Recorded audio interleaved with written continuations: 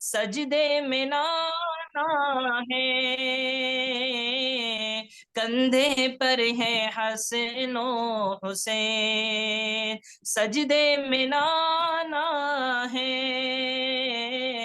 ذکر نور احمد سے بزم کو سجانا ہے، رحمتوں کی بارش میں جھوم کر نہانا ہے،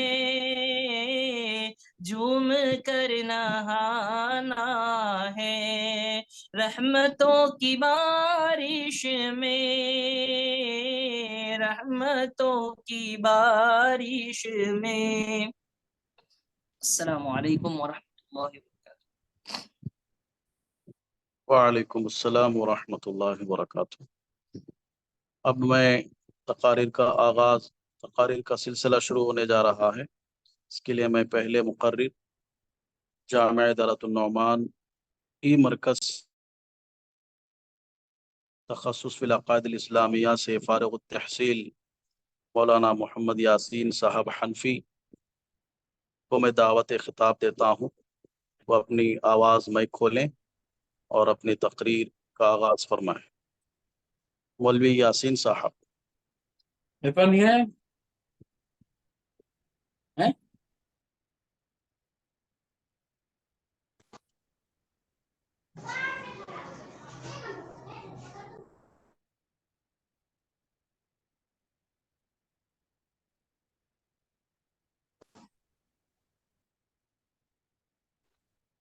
مولانا یاسین صاحب۔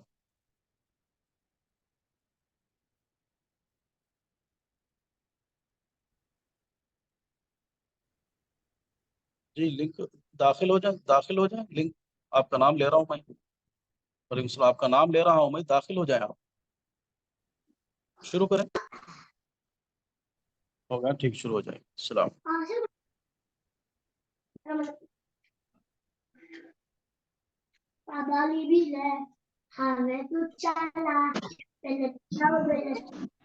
جی مولانا یاسین صاحب اپنی آواز کھولیں اور تقریر شروع فرمائیں۔ آواز آ رہی؟ ہاں بالکل آ رہی ہے۔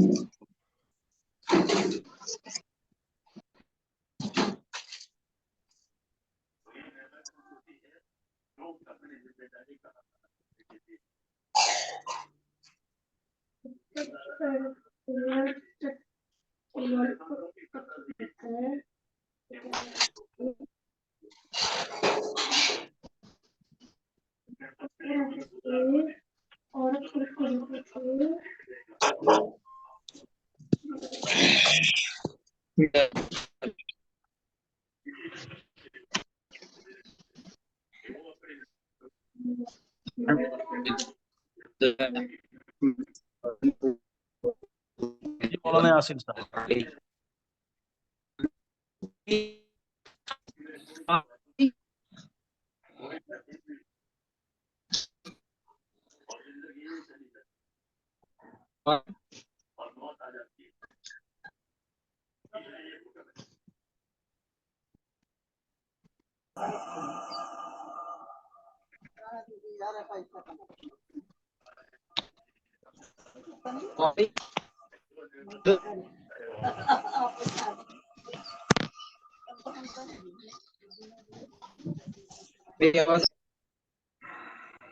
جی آپ کی آواز آ رہی ہے، آپ شروع فرما دیں۔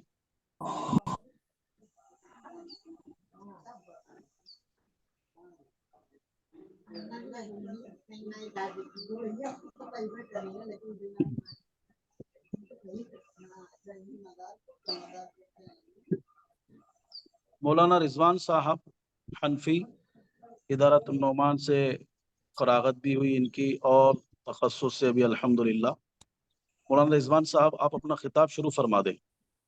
کوئی مسئلہ ہے، نیٹ ورک کا پرابلم ہے شاید مولانا یاسین صاحب کے پاس۔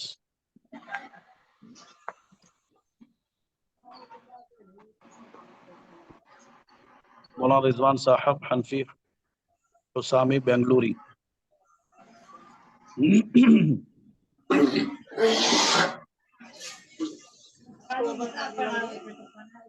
آواز آ رہی ہے؟ جی آ رہی ہے ماشاءاللہ، شروع فرما۔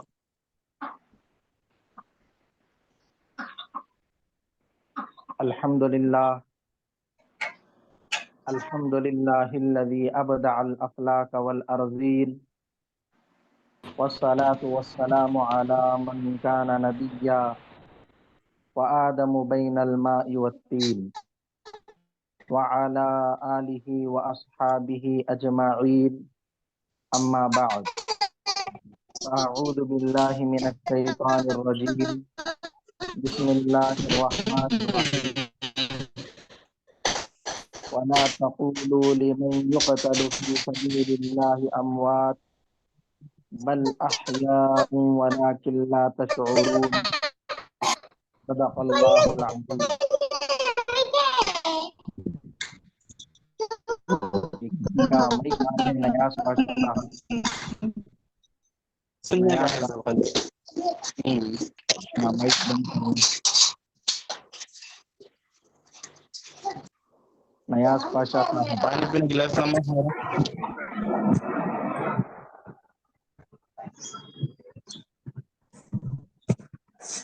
نیاز پاشا صاحب کا مائک آن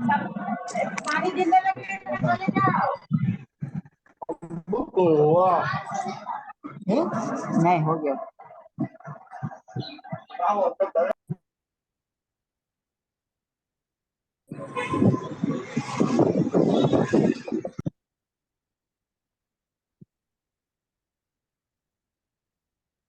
جی سب کی آوازیں بند ہو گئی ہے، آپ اپنی آواز سب بند کر لیں، صرف مقرر کی آواز کھلی رہے گی۔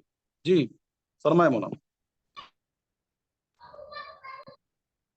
اتنی سی بات ہواؤں کو بتائے رکھنا، اتنی سی بات ہواؤں کو بتائے رکھنا، روشنی ہوگی چراغوں کو جلائے رکھنا، لہو دے کر جس کی حفاظت کی ہے ہم نے، ایسے ملک کو ہمیشہ سینے میں بسائے رکھنا۔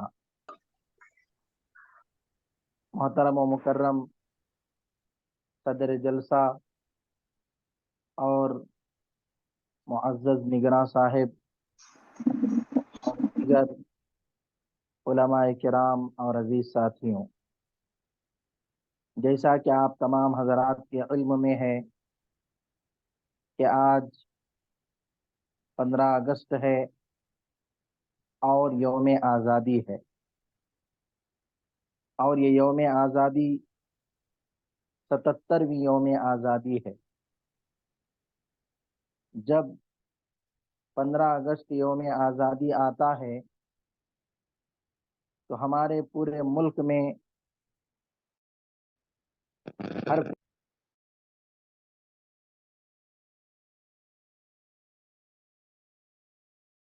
اظہار کرتا ہے اور جگہ جگہ ترنگے کو لہرایا جاتا ہے، ہندوستان کا ترانہ گنگنایا جاتا ہے، مٹھائی وغیرہ تقسیم کی جاتی ہے، یعنی ہر طرف خوشیاں ہی خوشیاں نظر آتی ہیں۔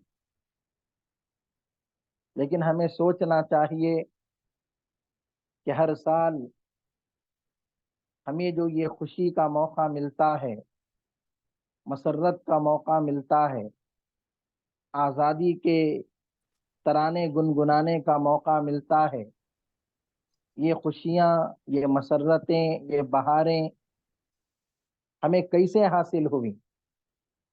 جب ہم مطالعہ کرتے ہیں یا تاریخ کو تحقیقی نگاہوں سے دیکھتے ہیں تو ہمیں معلوم ہوتا ہے کہ اس یوم آزادی کے پیچھے تقریباً 200 سال کی قربانیاں لگی ہیں،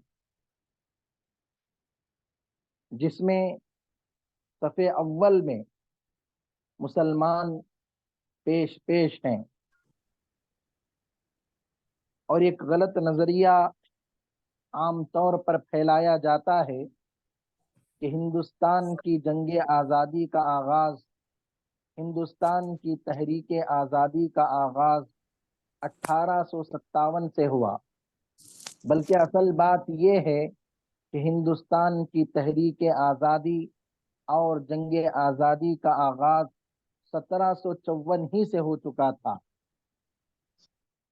آج سے تقریباً 400 سال پہلے 1601 عیسوی میں جب انگریز اپنا ناپاک ارادہ اور اپنے ناپاک عزائم لے کر ہندوستان میں آئے اور ایسٹ انڈیا کمپنی کے نام سے انہوں نے ہندوستان کے اندر کلکتہ میں، گجرات میں اور دیگر علاقوں میں کمپنیاں قائم کی، تو اسی وقت سے یہ ہندوستان پر قبضہ کرنا چاہتے تھے، ہندوستان پر اپنا تسلط قائم کرنا چاہتے تھے، اور 100 سال تک یہ لوگ مسلسل محنت کرتے رہے، کوشش کرتے رہے، اپنے فوجیوں کو، اپنے سپاہیوں کو تیار کرتے رہے۔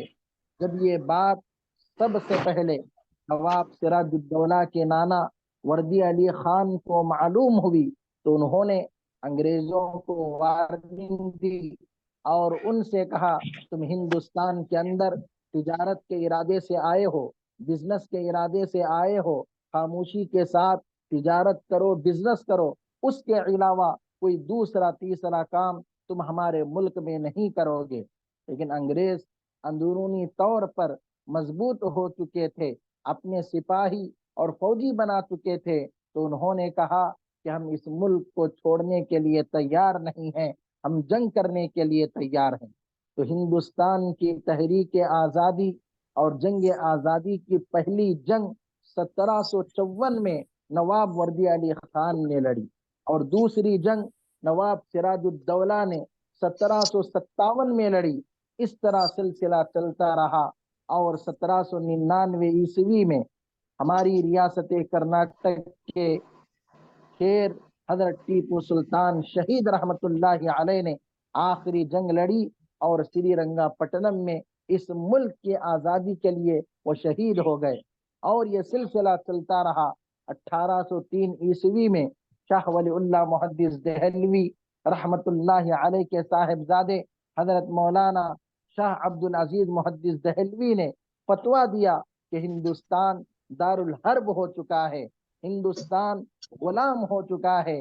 جس طرح مسلمانوں کے اوپر نماز پڑھنا فرض ہے، روزہ رکھنا فرض ہے، صاحب نصاب پر زکوٰۃ دینا فرض ہے، ٹھیک اسی طرح ہر مسلمان کے اوپر اور ہر ہندوستانی کے اوپر انگریزوں سے لڑنا، انگریزوں سے بھڑنا، انگریزوں سے جہاد کرنا اور انگریزوں کو یہاں سے بھگانا فرض ہو گیا ہے۔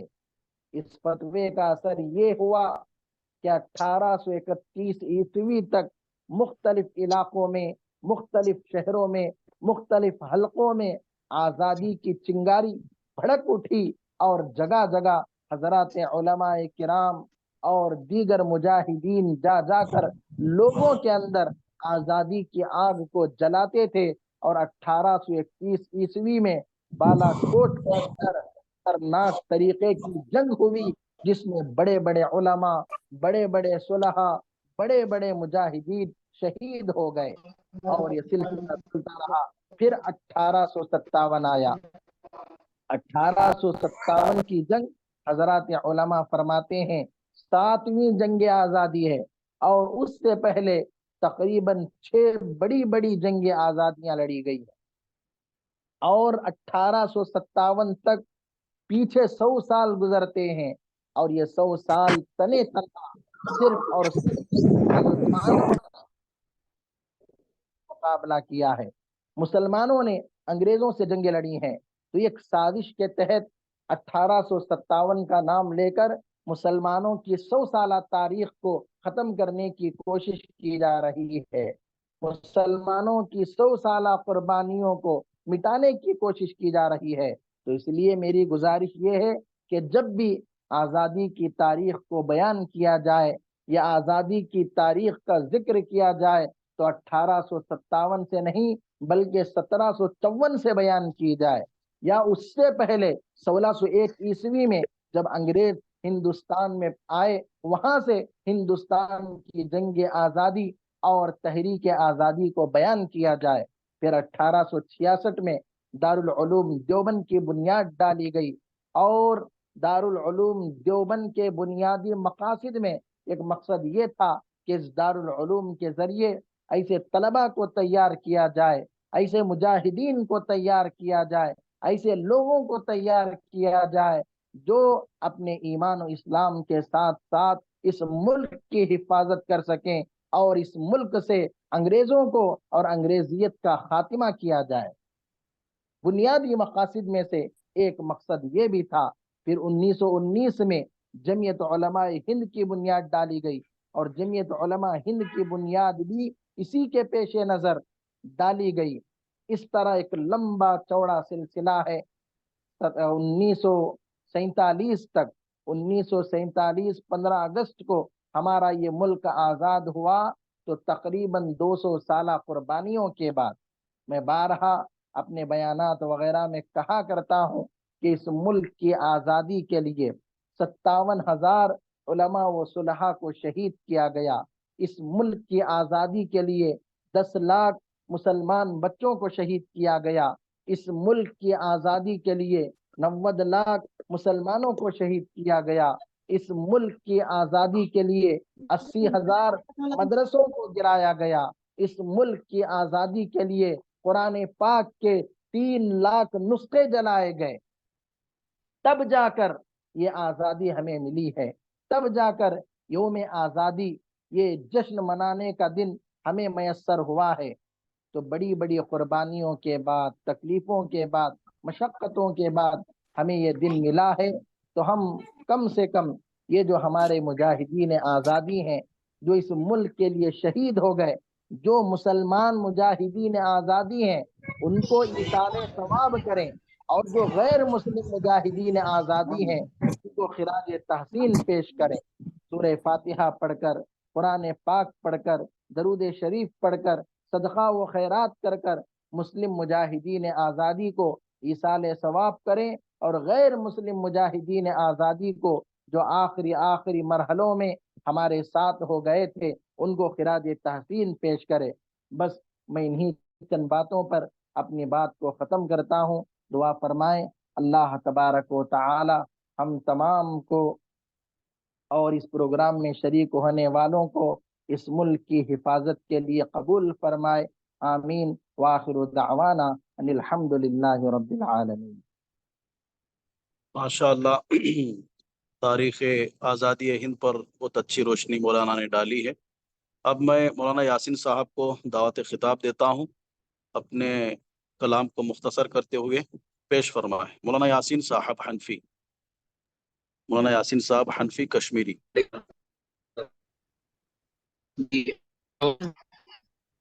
جی آواز آ رہی ہے؟ ہاں اب آ رہی ہے مولانا جی، شروع کر دیں۔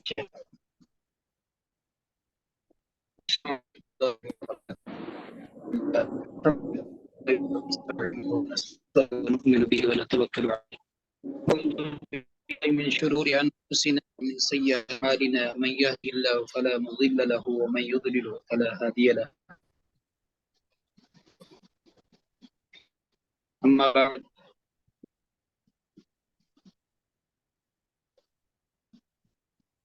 أعوذ بالله من الشيطان الرجيم. بسم الله الرحمن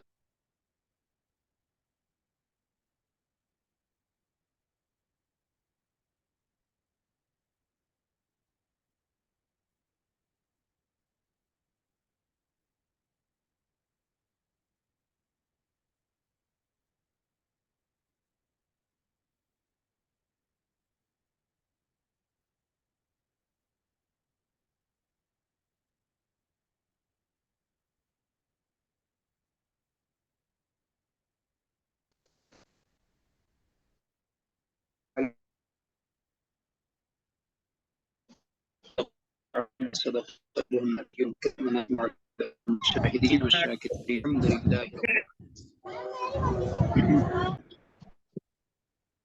صدر محترم کرام اور مشفق اساتذہ کرام، میرے ساتھیوں،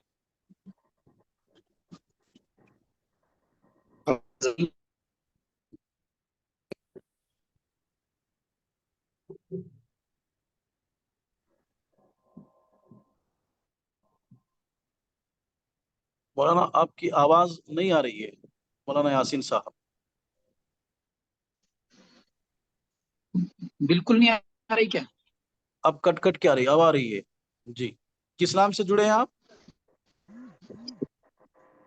جی محمد یاسین کے نام سے جڑے ہیں نا؟ جی جی جی جی جی جی آپ کا نام جی ٹھیک، شروع فرما دیں۔ محترم سامعین کرام اور مشفق کرام اور میرے ساتھیوں، السلام علیکم ورحمۃ اللہ وبرکاتہ۔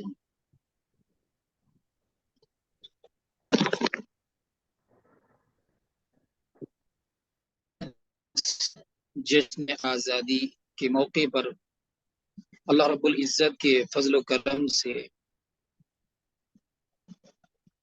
حضرت نے کل ہی بتایا تھا کہ آپ کو کل اس پر کچھ روشنی ڈالنی ہوگی، تو کچھ ادارے میں بھی بہت سارے کام تھے، تو الحمدللہ جتنا ہم سے ہو سکے اس پروگرام کو جلدی کرتے کرتے تو میں نے سوچا چلو 7-8 منٹ انشاءاللہ اس کے لیے دے دیں گے۔ تو میں نے آپ حضرات کے سامنے ایک آیت پڑھی، وَتَعَاوَنُوا عَلَى الْبِرِّ وَالتَّقْوَى وَلَا تَعَاوَنُوا عَلَى الْإِثْمِ وَالْعُدْوَانِ،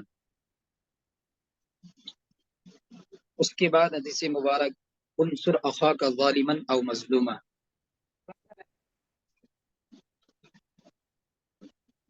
ابھی تک جو ہمارے ساتھی رضوان بھائی بات کر رہے تھے،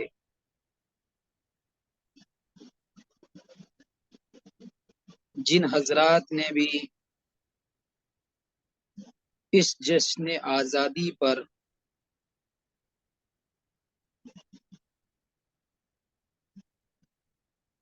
ہندوستان کے آزاد کرنے میں مسلمانوں کی قربانیاں یا جنہوں نے قربانیاں دی ہے، آج ہمارا ملک آزاد ہے۔ اس پر جتنا دوسرے مذاہب کا، جتنا دوسری قوموں کا حق ہے، اتنا ہی ہمارا بھی حق ہے۔ اور اس مبارک موقع پر مولانا رضوان احمد صاحب نے چند مسلم کا تذکرہ کی۔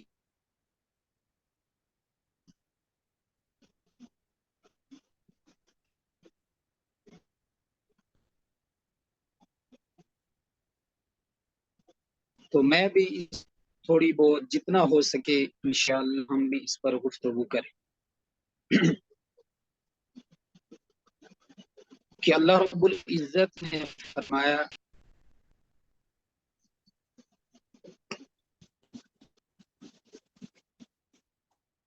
وَتَعَاوَنُوا عَلَى الْبِرِّ وَالتَّقْوَى،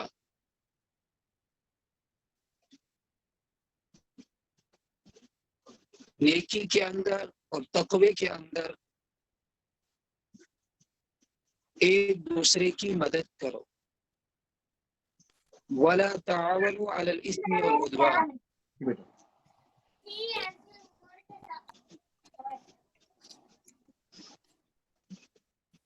یعنی نیکی میں تو ہمیں تعاون کرنا ہے، تقوی کے اندر تو ایک دوسرے کی مدد کرنی ہے، لیکن جہاں تک اسم کی بات آتی ہے اس میں ہم لوگوں کو تعاون نہیں کرنا ہے۔ اسی طرح فرمایا انصر اخاک ظالما او مظلوما، اپنے بھائی کی مدد کریں، چاہے ظالم ہو تب بھی مدد کریں، چاہے مظلوم ہو تب بھی مدد کریں۔ تو آپ تمام حضرات جانتے ہیں کہ ان بزرگوں نے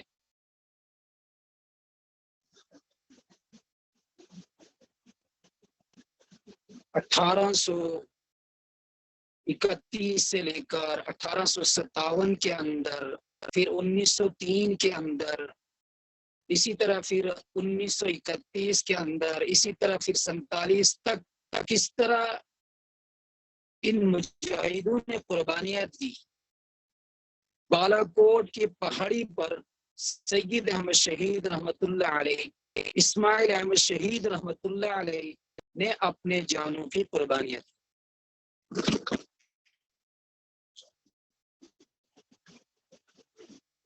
بھارت کے لیے شاملی کے میدان میں علماء دیوبند نے اپنے جانوں کی قربانیاں دی۔ بھارت کی آزادی کے لیے 1857 میں 51,000 علماء کرام کو شہید کر دیا گیا۔ حضرت شیخ الہند رحمت اللہ علیہ نے تحریک ریشمی رومال پر چلائی، جس کی وجہ سے انہیں مالٹا کی قید خانے میں دردناک سزا سنا دی گئی۔ تو ان بزرگوں کی قربانیوں کو ہم یاد تو کرتے ہیں، لیکن جب ہمارے اوپر بات آ جاتی ہے قربانیوں پہ تو بات بہت زیادہ ہو جاتی ہے، اور قربانیوں کو ہم سنتے رہتے ہیں، لیکن جب کام کرنے کا موقع آ جاتا ہے تو اس وقت ہم تھوڑا گھبرا جاتے ہیں۔ اس ہندوستان کے اندر جب بھی خون کی ضرورت پڑی تو سب سے پہلے ہی گردن ہماری کٹی، پھر بھی کہتے ہیں یہ ہم سے اہل وطن، یہ وطن ہے ہمارا تمہارا نہیں۔ تو اس ہندوستان کے اوپر اس کو آزاد کرنے میں ہمارے جتنے بھی بزرگ آئے ان سب نے قربانیاں دی۔ مولانا قاسم نانوتوی رحمۃ اللہ علیہ، اسی طرح محمد الحسن گنگوئی رحمۃ اللہ علیہ، اور یا اس سے پیچھے دیکھا جائے سید احمد شہید شاہ عبدالعزیز رحمۃ اللہ علیہ، شاہ ولی اللہ محدث دہلوی رحمۃ اللہ علیہ، ان کی قربانیوں کو پڑھیں تو کس طریقے سے انہوں نے اپنی جان کی بھی حفاظت کی، یا کس طرح انہوں نے اپنی جان کی حفاظت کرتے کرتے یا نکلے پورے ہندوستان کے اندر پھیل گئے، اور کس طرح انگریزوں کے ساتھ جنگ کی، پھر اسی طریقے کے ساتھ پورے ملک کے اندر پھیلے۔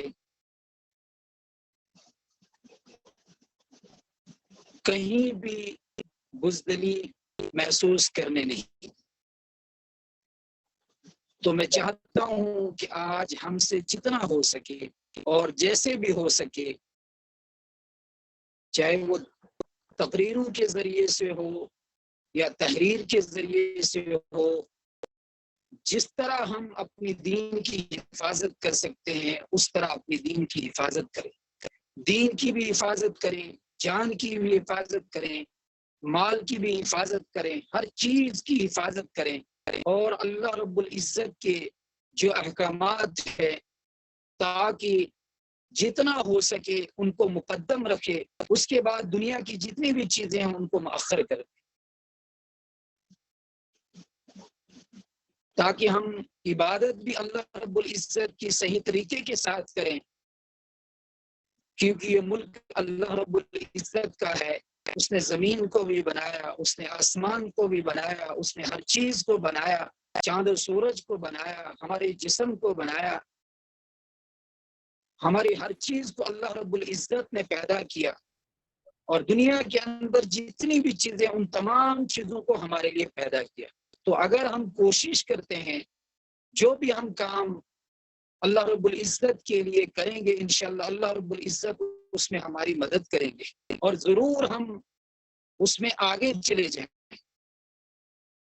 اس کے لیے دعائیں بھی خوب کریں، جتنا ہو سکے ہم سے، ہم تقریروں کے ذریعے سے، درس و تدریس کے ذریعے سے، تعلیم کے ذریعے سے، اور بھی جو چیزیں ہمیں یعنی دین کے کاموں میں آسانی کر سکتی ہیں ان کاموں کو لے لیں، تاکہ ہم وہاں تک آسانی کے ساتھ پہنچ جائیں، کہ ہر جگہ ہم آسانی ہی پیدا کریں، اپنے اداروں کے اندر، اپنے جلسوں جلوس کے اندر، کہیں پہ بھی جہاں پر ہمیں موقع مل رہا ہے وہاں پر بھی تو جتنا ہو سکے ہر جگہ جانے کی کوشش بھی کرنی ہے اور وہاں پر اپنی بات کو بھی صحیح طریقے سے رکھنے کی کوشش بھی کرنی ہے. تو اسی طریقے سے ہمیں محنت بھی کرنی ہے. تو اللہ رب العزت ہمیں کہنے سننے سے زیادہ عمل کرنے کی توفیق عطا فرمائے. تو میں اسی بات پر اپنی تقریر کو ختم کرنا چاہتا ہوں. وآخر دعوانا الحمد للہ رب العالمین. ماشاء اللہ، جزاکم اللہ خیرہ. اب میں اس کے بعد مولانا مفتی احمد فراز صاحب قاسمی حنفی کو دعوت دیتا ہوں، وہ اپنے خطاب کا آغاز فرمائیں. بسم اللہ الرحمن الرحیم. الحمد للہ وحدہ والصلاة والسلام علی من لا نبی بعد وعلى آلہ واصحابہ الذین اوفوا عہدہ. اما بعد. میرے محترم عزیز ساتھیوں، آج میں اور آپ جس مجلس میں جمع ہوئے ہیں یہ مجلس بہت مبارک اور بہت مقدس مجلس ہے. اس لیے کہ میں بہت چند منٹ میں آپ حضرات کی خدمت میں اپنے ان اکابرین اور اسلاف کی خدمت پیش کر رہا ہوں کہ جن اکابرین نے الحمدللہ ثم الحمدللہ آج ہمیں یہ کہنے کا حق حاصل دیا کہ ہم مسلمان ہندوستان کے آزاد ہیں اور ہم آزاد ہندوستان میں رہنے والے مسلمان ہیں. میرے عزیزو، آج 15 اگست 2023 بروز منگل پورا ہندوستان آزادی کا جشن منا رہا ہے، آزادی کی خوشیاں منا رہا ہے. میں اور آپ بھی آج اسی لیے جمع ہوئے کہ میں اور آپ بھی جنگ آزادی کا جشن منائیں، اپنے اکابرین کو یاد کریں. اللہ رب کریم کا مجھ پر، آپ پر اور امت مسلمہ پر ایک بہت بڑا احسان ہے، بہت بڑا کرم ہے کہ اللہ تبارک و تعالیٰ نے مجھے اور آپ کو علماء دیوبند کی نگرانی میں رکھا. اکابرین علماء دیوبند کی نگرانی میں اللہ تبارک و تعالیٰ نے میری اور آپ کی زندگی کو رکھا. میرے بزرگوں، اکابرین علماء دیوبند وہ کردار اور وہ معیار ہے. اکابرین علماء دیوبند وہ اسلاف کی ایک ایسی دھار ہے. اکابرین علماء دیوبند وہ شخصیات اور نفوس قدسیہ ہیں کہ اکابرین علماء دیوبند نے جب اس بات کا خدشہ محسوس کیا کہ انگریز اپنے ناپاک ارادوں کو لے کر ہندوستان پر چڑھائی کر چکا ہے، انگریز ہندوستانی مسلمانوں کے ساتھ ساتھ پورے ہندوستان والوں کو اپنا غلام بنانا چاہتا ہے اور وہ غلامیت کی ذہنیت سے یہاں آ چکا ہے، تو میرے علماء اکابرین دیوبند نے، میرے بزرگوں آپ توجہ رکھیں، اللہ رب کریم کا بڑا کرم ہے. میری اور آپ کی جو نسبت ہے وہ علماء دیوبند سے جڑی ہے. میری اور آپ کی جو نسبت ہے اکابرین علماء دیوبند سے ہے. اکابرین علماء دیوبند کا سلسلہ نسب، تعلیمی سلسلہ نسب حضرت شاہ ولی اللہ محدث دہلوی رحمۃ اللہ علیہ سے ملتا ہے. آپ کے صاحبزادے حضرت شاہ عبد العزیز محدث دہلوی رحمۃ اللہ علیہ سے ملتا ہے. دلی کے اندر جب انگریز نے یہ اعلان کیا کہ خلق خدا کی ہے، ملک بادشاہ کا ہے، لیکن آج سے حکم ہمارا چلے گا، حضرت شاہ عبد العزیز محدث دہلوی رحمۃ اللہ علیہ نے دلی کی سرزمین پر کھڑے ہو کر اعلان کیا اور ہندوستان کے مسلمانوں کو چوکنا کیا. ہندوستان کے مسلمانوں کو ایک فتویٰ جاری کیا کہ مسلمانوں یاد رکھنا، انگریز کے اس اعلان کے بعد تم آزاد نہیں ہو، تم پر جہاد فرض ہو چکا ہے، تم پر میدان میں نکلنا فرض ہو چکا ہے، نماز روزے کی طرح میدان کارزار میں نکلنا فرض ہو چکا ہے. اگر تم نے جرأت نہیں کی، اگر تم باہر نہیں نکلے تو انگریز نے صرف ملک پر ہی قبضہ نہیں کیا بلکہ اسلام پر بھی قبضہ کر لیا ہے. اگر تم نے ہمت نہیں کی، اپنے آلات کو نہیں اٹھایا، میدان کارزار میں اس ناپاک گندے نطفے کا مقابلہ کرنے کے لیے تم لوگ نہیں نکلے، تو یاد رکھنا یہ انگریز صرف تم کو ہی نہیں تمہاری نسلوں کو برباد کر دے گا. یہ انگریز صرف اسلام کو ہی نہیں ہندوستان کو بھی برباد کر دے گا، اور ہندوستان کے ساتھ ساتھ اس کا منشا اسلام اور مسلمان کو ختم کرنا ہے. میرے بزرگوں،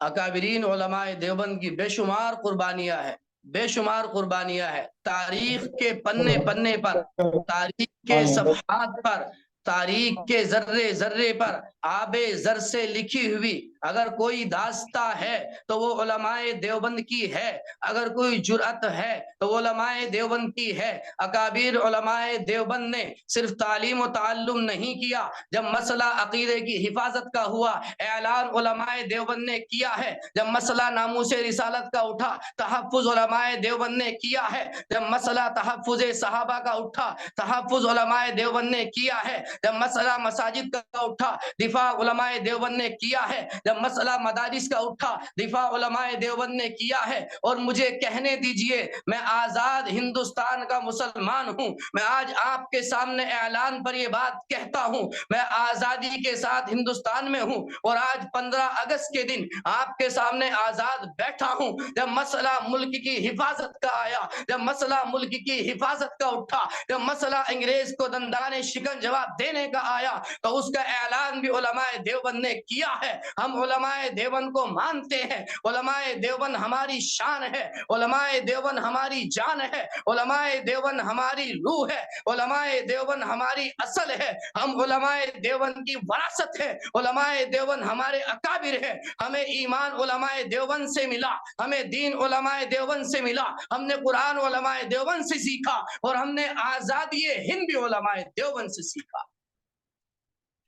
میرے بزرگوں، یہ آج کا جو دن کوئی معمولی دن نہیں ہے۔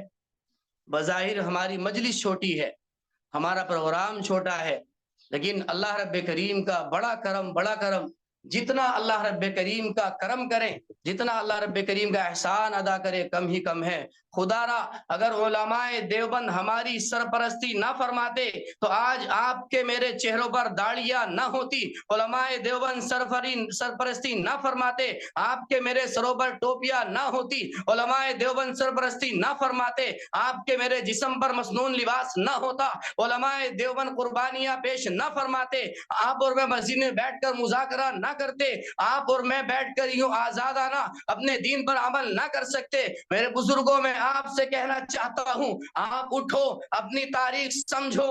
اس ناپاک گندے نطفے نے، اس باطل نے جمع ہو کر سن 1958 میں برطانیہ میں ایک بہت بڑی مجلس لگائی، اور اس مجلس کا مین مقصود تھا ہندوستانی مسلمانوں کے دل و دماغ سے اسلام کو دور کر دینا۔ میرے بزرگوں، انگریزوں نے اپنی میٹنگ کی، علماء دیوبند نے اپنا مشورہ کیا، انگریز نے پلاننگیں کی ہیں، دفاع اللہ نے کیا ہے، سازشیں انگریز نے کی ہیں، اللہ نے اس محافظ کھڑے کیے ہیں۔ میں آپ سے یقین کے ساتھ کہتا ہوں، آپ اللہ پر بھروسہ رکھیں، آپ اللہ پر بھروسہ رکھیں، آپ رب ذوالجلال پر بھروسہ رکھیں، اپنے اکابر کے دامن کو نہ چھوڑیں۔ علماء دیوبند ہماری اصل ہے، علماء دیوبند ہماری جڑ ہے۔ میں اللہ کی قسم کھا کے کہتا ہوں، اگر علماء دیوبند قربانیاں پیش نہ کرتے تو آج میں اور آپ ہندوستان میں دیندار نہ ہوتے۔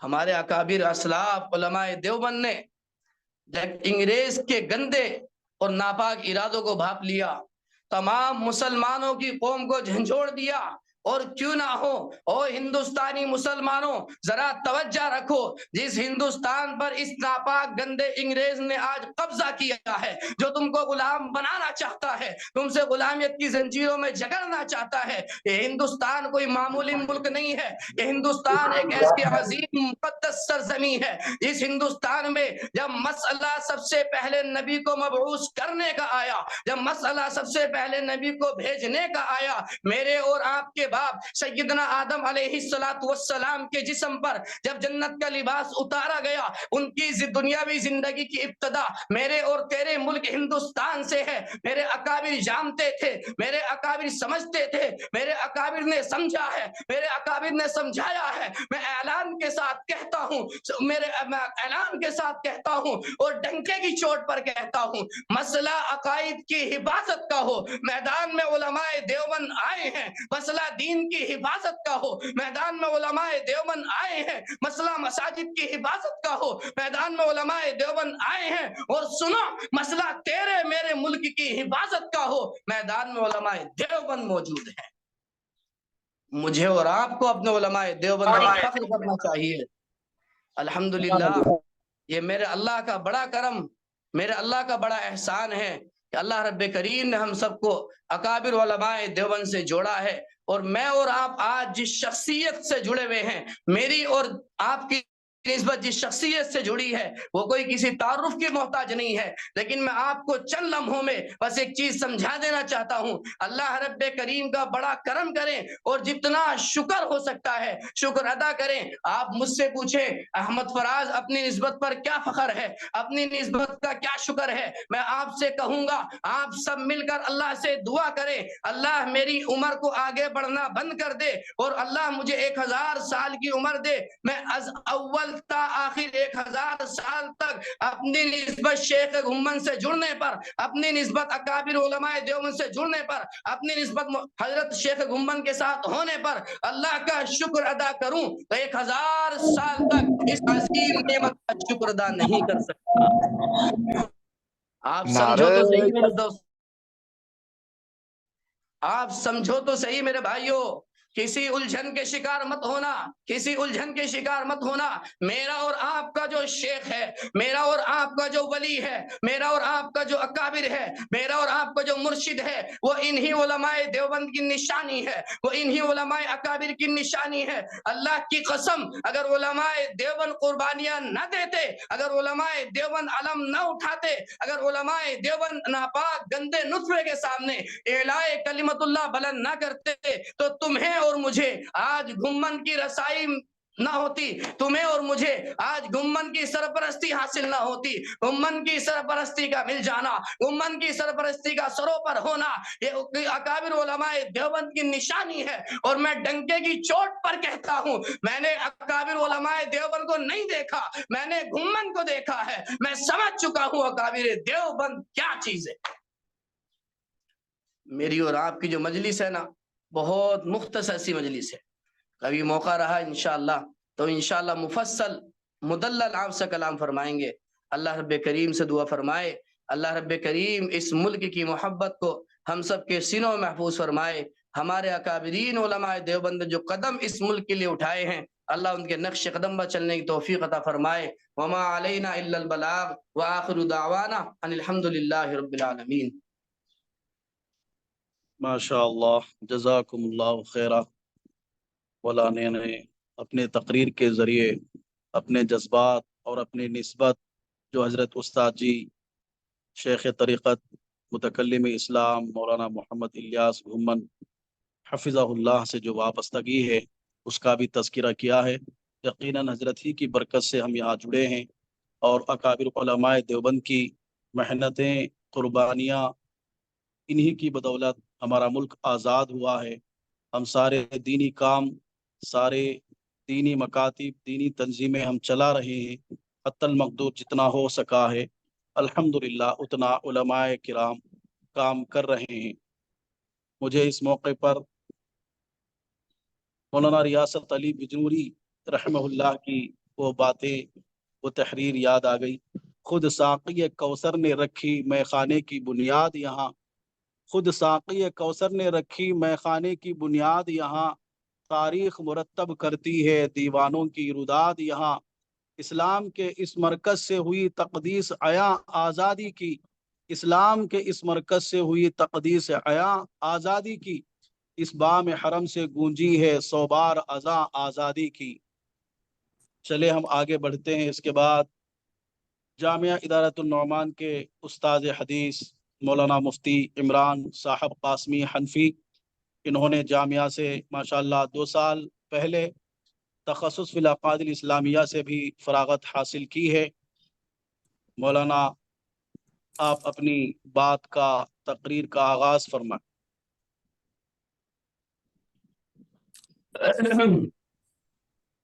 السلام علیکم ورحمۃ اللہ وبرکاتہ. وعلیکم السلام. الحمد لله نحمده ونستعينه ونستغفره ونؤمن به ونتوكل عليه ونعوذ بالله من شرور أنفسنا ومن سيئات أعمالنا من يهده الله فلا مضل له ومن يضلل فلا هادي له ونشهد أن لا إله إلا الله وحده لا شريك له ونشهد أن سيدنا ومولانا محمدا عبده ورسوله. أما بعد فأعوذ بالله من الشيطان الرجيم بسم الله الرحمن الرحيم فليعلمن الله الذين صدقوا وليعلمن الكاذبين. وقال تعالى في مقام آخر إنما يخشى الله من عباده العلماء. قال النبي صلى الله عليه وسلم إنما ورثة الأنبياء العلماء، أو كما قال عليه الصلاة والسلام. يا رب صل وسلم دائما أبدا على حبيبك خير الخلق كلهم، والحبيب الذي ترجى شفاعته لكل حول من الأهوال مقتحم. اللهم صل على محمد وعلى آل محمد كما صليت على إبراهيم وعلى آل إبراهيم إنك حميد مجيد. اللهم بارك على محمد وعلى آل محمد كما باركت على إبراهيم وعلى آل إبراهيم إنك حميد مجيد. معزز و محترم علماء کرام، تحریک آزادی کی داستان بڑی طویل ہے، بڑی مفصل ہے اور بڑی دردناک ہے، کربناک ہے، المناک ہے۔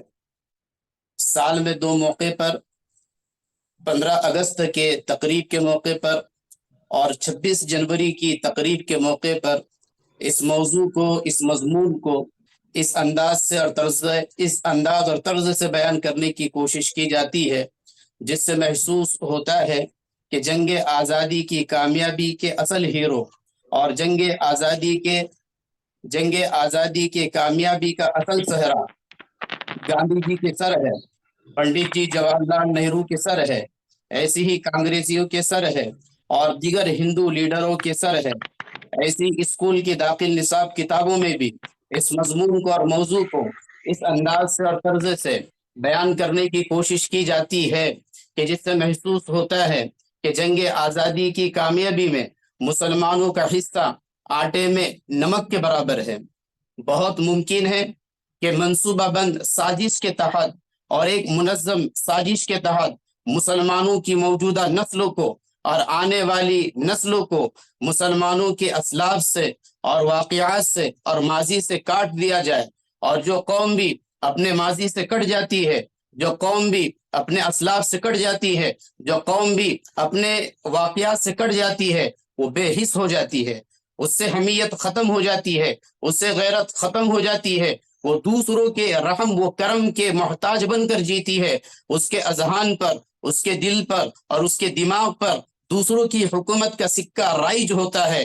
یہ سب کچھ ہو چکا ہے، یہ سب کچھ ہو رہا ہے، لیکن میں پوچھنا چاہتا ہوں کہ وہ مسلم قوم جس نے اقوام عالم کو عدل و انصاف کا درس دیا، وہ مسلم قوم جس نے اقوام عالم کو اخوت کا، بھائی چارگی کا، ہمدردی کا، اتحاد کا، اتفاق کا، یکجہتی کا درس دیا، وہ مسلم قوم جس نے اقوام عالم کو انسانیت کا درس دیا، وہ مسلم قوم جس نے انسانوں کو انسانوں کی غلامی سے نکال کر آزادی اور حریت سے جینا سکھایا، وہ مسلم قوم جس نے بڑے بڑے ظالموں کے ظلم کے سامنے سینہ تان کر مقابلہ کیا، وہ مسلم قوم جس نے بڑے بڑے جابروں کے جبر کا، جس نے بڑے بڑے جفاکاروں کے جفا کا اور اس کے ظلم ستم کا سینہ تان کر مقابلہ کیا، وہ مسلم قوم جس نے بڑے بڑے قیصر و کسریٰ کے غرور کو خاک میں ملا دیا، وہ مسلم قوم جس نے بڑے بڑے متکبروں کے تکبر کو، بڑے بڑے گھمنڈیوں کے گھمنڈ کو خاک میں ملا دیا، وہ مسلم قوم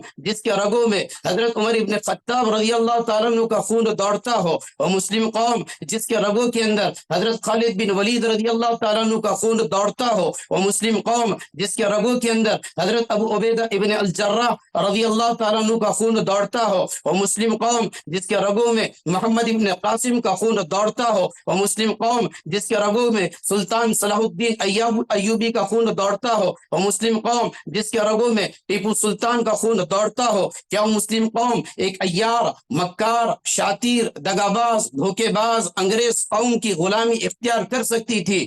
کیا وہ مسلم قوم انگریزوں کے توپوں کے سامنے، ٹینکوں کے سامنے، ان کے بارودوں کے سامنے، تلواروں کے سامنے، گولیوں کے بوچھاروں کے سامنے اپنے گھٹنے ٹیک سکتی تھی؟ نہیں نہیں، ہرگز نہیں۔ لیکن افسوس، تمہاری عقلیں کتنی معاف ہو چکی ہیں، تمہاری عقلوں پر کیسے تالے پڑ چکے ہیں، تمہاری عقلوں پر کیسے پردے پڑ چکے ہیں، تمہارے دل و دماغ کے کیسے جنازے نکل چکے ہیں کہ تم حسد کے اندر، تکبر کے اندر، ذاتی واد کے اندر، کینہ کپٹ کے اندر اتنے آگے نکل چکے ہیں کہ تمہارے عدل کا تمہارے انصاف کا دیوالیہ نکل چکا ہے، تمہارا علم اتنا محدود ہو کر رہ گیا ہے کہ تمہارے پاس مسلم قوم کے لیے اور علماء کرام کے لیے جگہ نہ رہی، نصابی کتابوں میں علماء کرام کے لیے جگہ نہ رہی۔ جن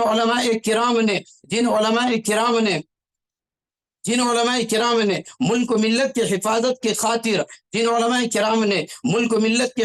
کے خاطر بڑے بڑے طوفانوں کا رخ موڑ دیا، جن علماء کرام نے ملک و ملت کے حفاظت کے خاطر اپنے بیویوں کو بیوہ کیا، جن علماء کرام نے اپنے ملک و ملت کے حفاظت کی خاطر اپنے بچوں کو یتیم کیا، جن علماء کرام نے اپنے ملک و ملت کے حفاظت کی خاطر بھوکے رہنا گوارا کیا، جن علماء کرام نے ملک و ملت کے حفاظت کی خاطر پیاسے رہنا گوارا کیا، جن علماء کرام نے ملک و ملت کے حفاظت کی خاطر وطن سے بے وطن رہنا پسند کیا، جن علماء کرام نے ملک و ملت کے حفاظت کی خاطر پھانسی کے پھندوں پہ لٹکنا پسند کیا، جن علماء کرام نے ملک و ملت کی حفاظت کی خاطر کبھی انگریز سے اپنی غیرت کا سودا نہ کیا، جن علماء کرام نے ملک و ملت کی حفاظت کی خاطر کبھی اپنے سر کو انگریز کے سامنے نہیں جھکایا، جن علماء کرام نے ملک و ملت کی حفاظت کی خاطر کبھی بھی اپنے ملک کی آزادی کا نشہ اپنے دل سے نہیں نکالا، اپنے دماغ سے نہیں نکالا، کبھی بھی علماء کرام نے ملک و ملت کی حفاظت کی خاطر انگریزوں سے سمجھوتا نہیں کیا۔ اس کی بہت ساری مثالیں، ایسی بہت سارے واقعات، ایسے بہت ساری کارگزاریاں ہیں۔ میں 2-3 کارگزاریاں آپ کے سامنے پیش کر دوں۔ سب سے پہلی کارگزاری، سب سے پہلی قربانی حضرت شیخ الہند رحمۃ اللہ علیہ کی، جن کو ساری دنیا اسیر مالٹا کے نام سے ساری دنیا اسیر مالٹا کے نام سے جانتی ہے اور پہچانتی ہے۔ حضرت شیخ الہند رحمۃ اللہ علیہ 1916 میں مالٹا کی جیل میں قید و بند ہوئے اور 4 سال تک مالٹا کی جیل میں قید و بند رہے، اور 4 سال کے بعد 1919 میں رہائی ہوئی۔ 1920 میں حضرت کا انتقال ہوا۔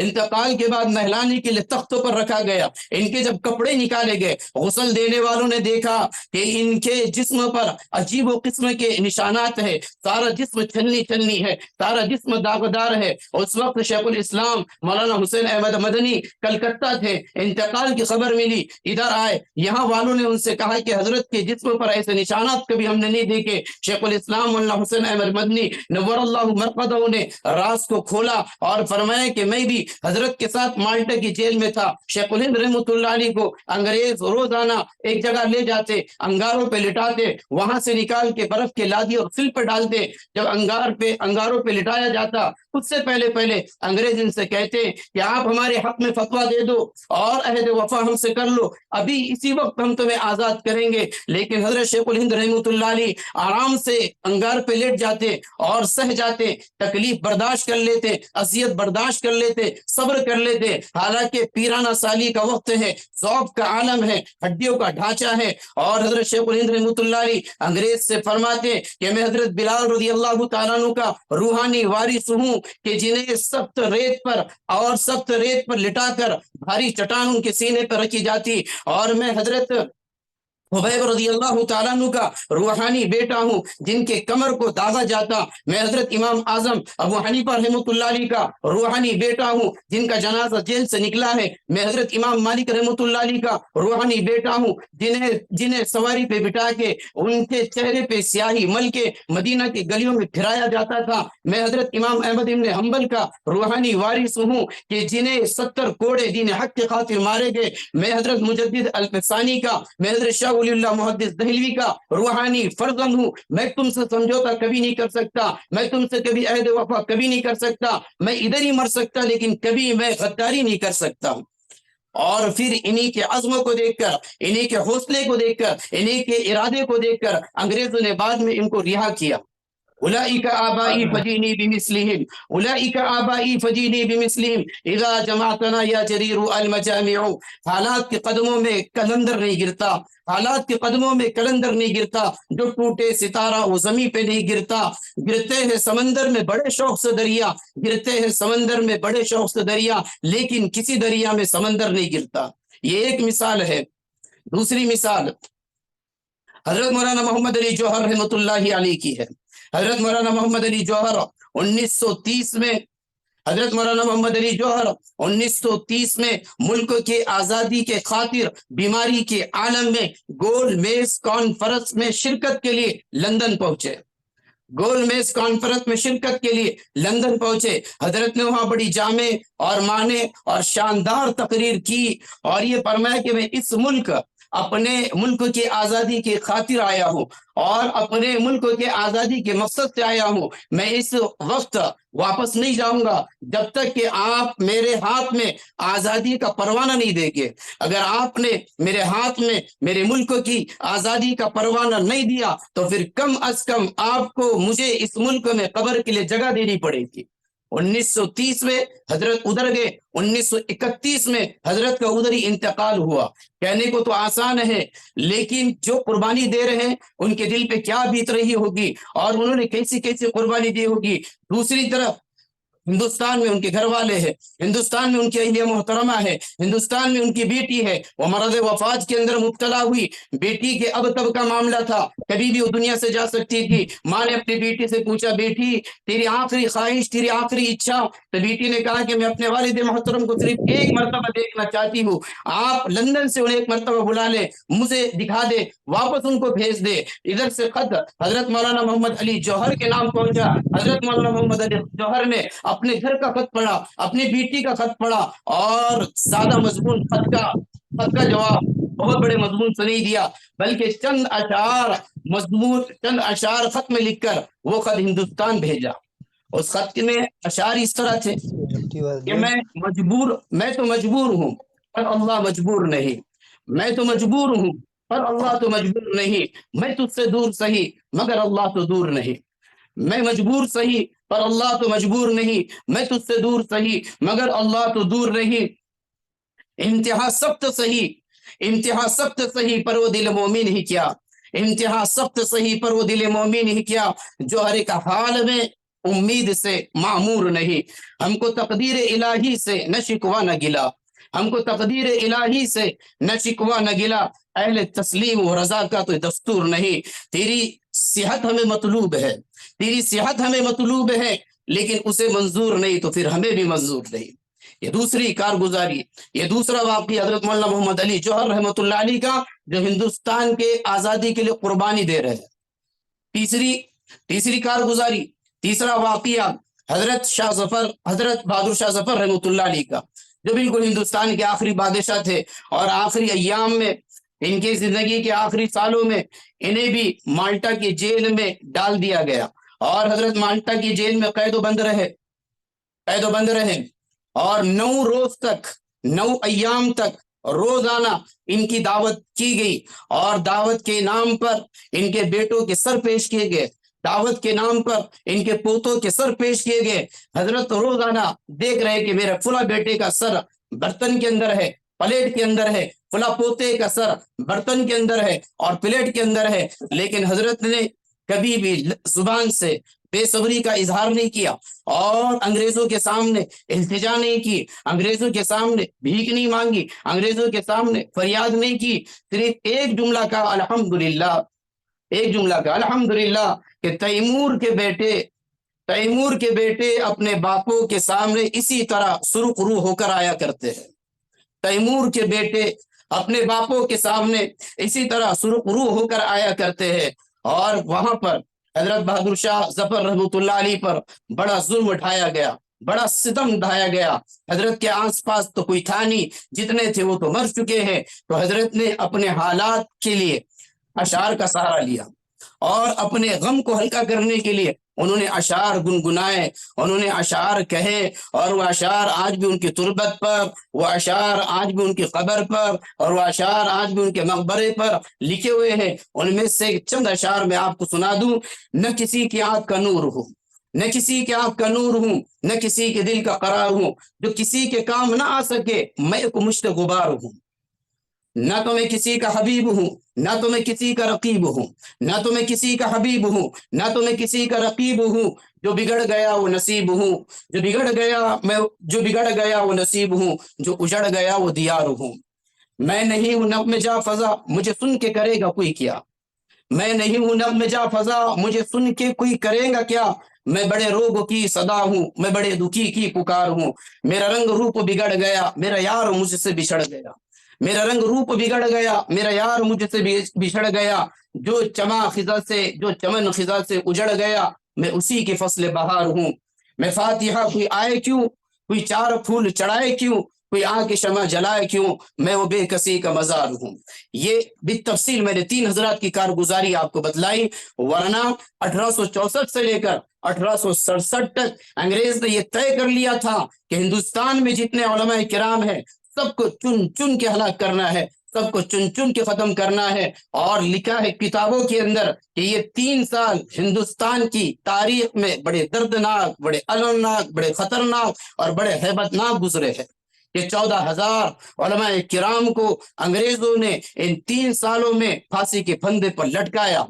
एक तारीख, एक मुअर्रिख कहता है, एक मुअर्रिख, अंग्रेज मुअर्रिख कहता है कि उलमाए किराम के जिस्मों को तांबे से दागा जाता था। उलमाए किराम को दिल्ली की जामे मस्जिद से लेकर पिशावर तक कोई ऐसा दरख्त नहीं था जिस पर किसी आलिम दीन की लाश लटकी ना हो। और उलमाए किराम को सुअरों के खालों में बंद करके जलते हुए तन्नूर में फेंक दिया जाता था। लाहौर की शाह मस्जिद के सिहन में एक फांसी का फंदा उन्होंने इस तरह लटकाया था कि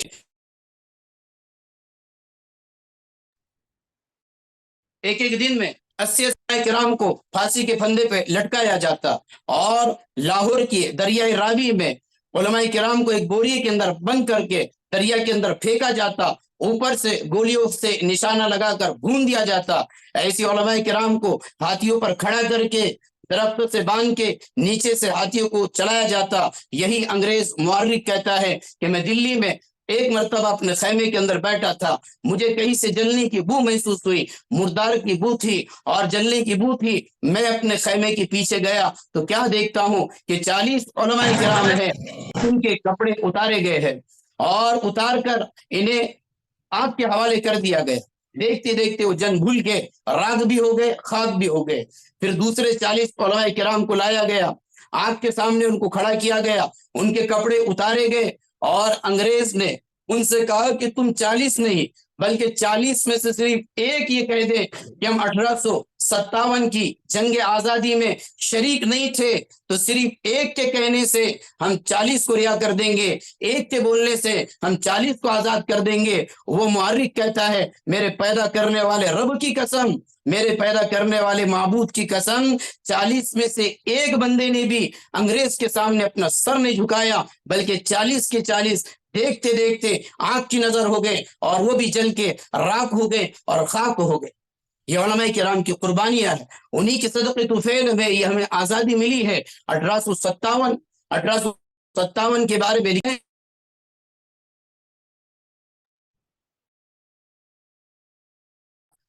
2 लाख मुसलमानों को शहीद किया गया। 1857 की जंग आजादी में 2 लाख मुसलमानों को शहीद किया गया, जिसमें से 51,500 उलमाए किराम थे, जिसमें 51,500 उलमाए किराम थे। इसलिए मैं आप तमाम हजरात से इस बात की दरखास्त करता हूँ कि जो तारीख के नाम पे किताबें लिखी गई है, हम खास तौर से उसको पढ़ने की कोशिश करें, खुद भी मालूम करें, अपनी नस्लों को भी अपने असलाफ की कुर्बानियों से आगाह करें, अपने बीवी बच्चों को भी अपने असलाफ के उलमाए किराम की मुजाहिदीन आज़ादी की कुर्बानी से आगाह करें और हिम्मत करें, इरादे करें, अज़ाइम करें कि जब जब भी इंशाअल्लाह मैदान में उतरने की नौबत आएगी, मुल्क मिल्लत की हिफाजत की खातिर कुछ करने की नौबत आएगी, इंशाअल्लाह सुम्मा इंशाअल्लाह हम भी हमारे उलमाए किराम के नक्श कदम पर चलते हुए इस मुल्क मिल्लत की हिफाजत करेंगे। अल्लाह तबारक ताला हम सबको कई सारी बातों पर अमल की तौफीक नसीब फरमाए। वाखिर दावाना अल्हम्दुलिल्लाहि रब्बिल आलमीन। माशाअल्लाह, जज़ाकुमुल्लाह खैरा। अब मैं इसके बाद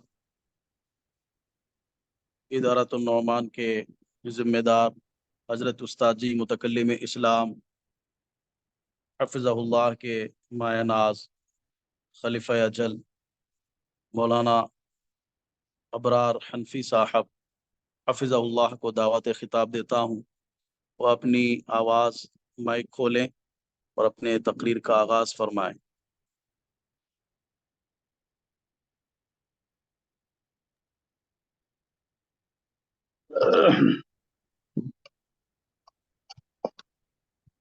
हजरत अपनी वीडियो भी खोलें।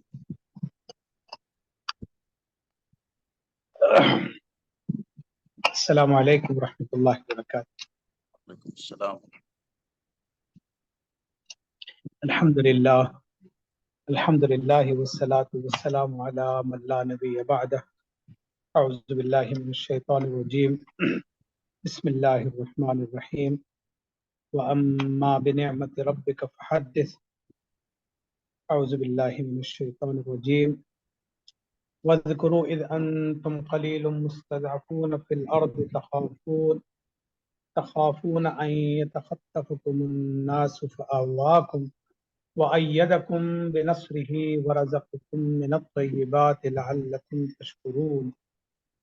اللهم صل على محمد وعلى آل محمد كما صليت على إبراهيم وعلى آل إبراهيم إنك حميد مجيد.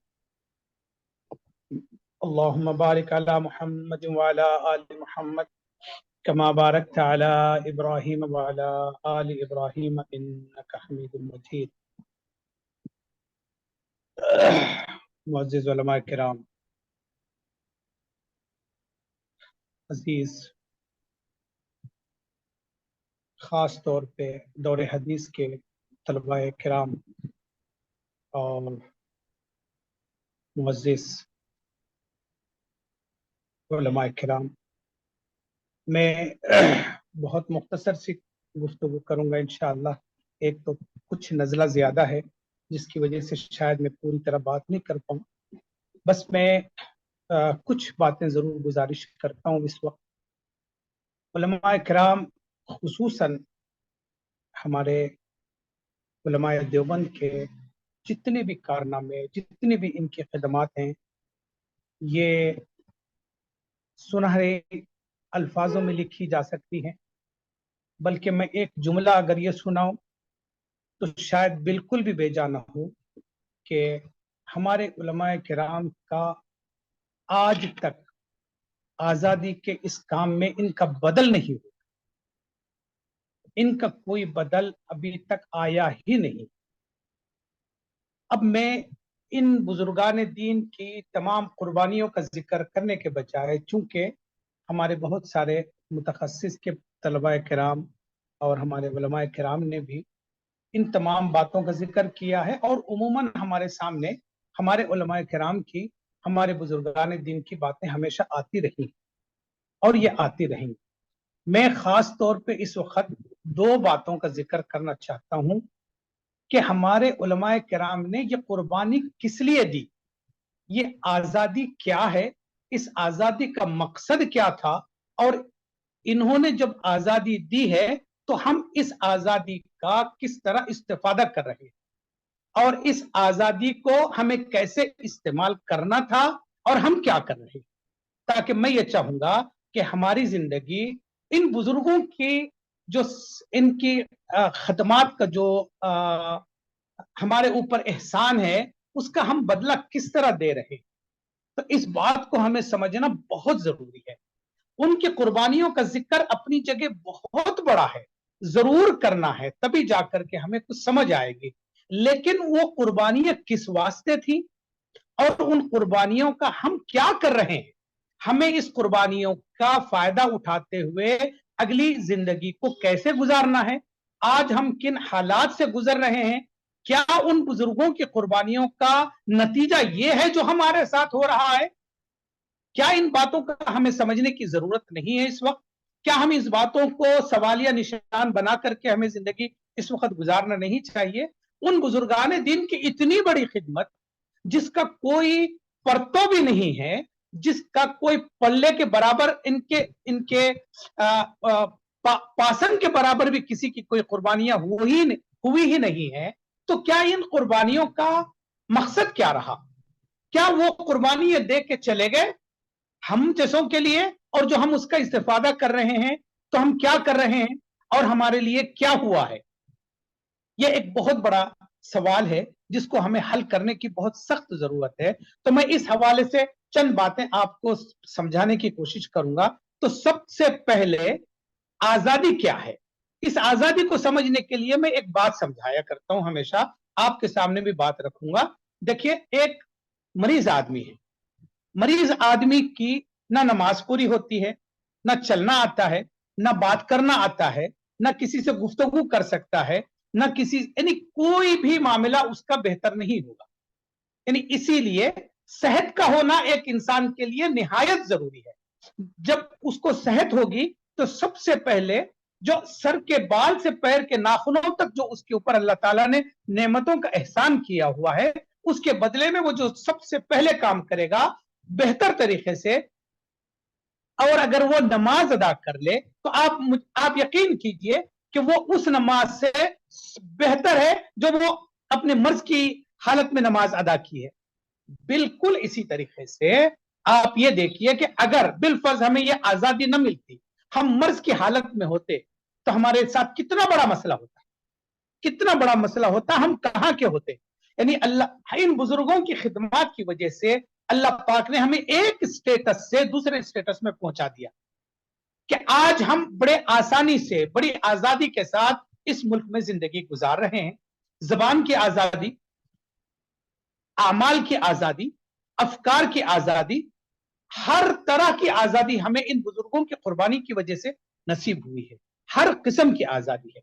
अब मैं दो तीन बातों की तरफ आपको तवज्जो दिलाता हूं। देखिए, आजादी, खुसूसन हिंदुस्तान की आजादी हमारे बुजुर्गों ने जो इनायत हमें फरमाई है,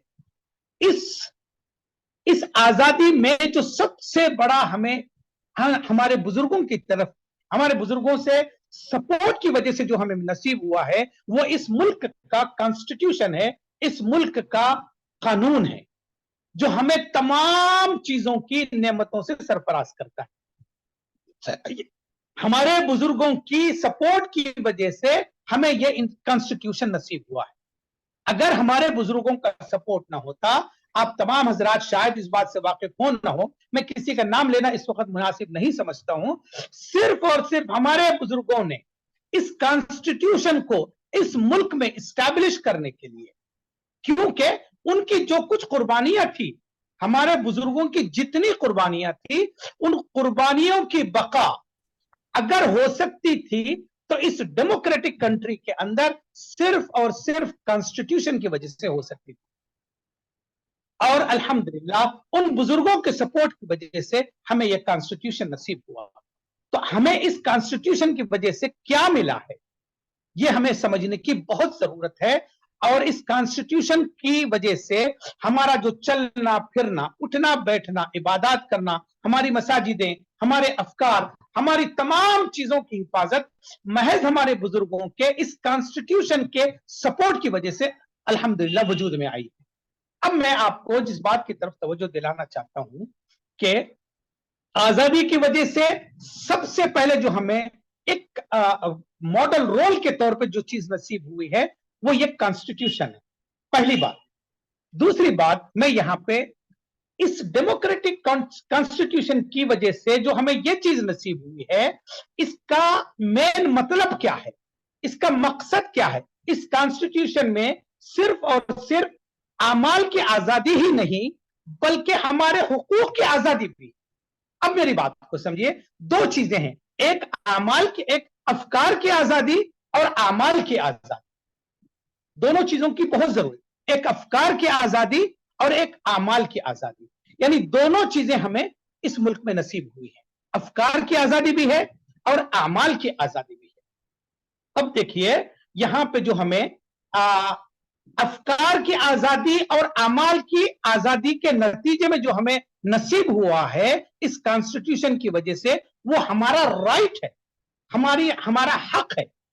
और हमारे से जो सबसे बड़ी चूक हुई है वो ये है कि हम इस कॉन्स्टिट्यूशन को इस्तेमाल करते हुए हमने अपने हक को इससे हासिल नहीं किया।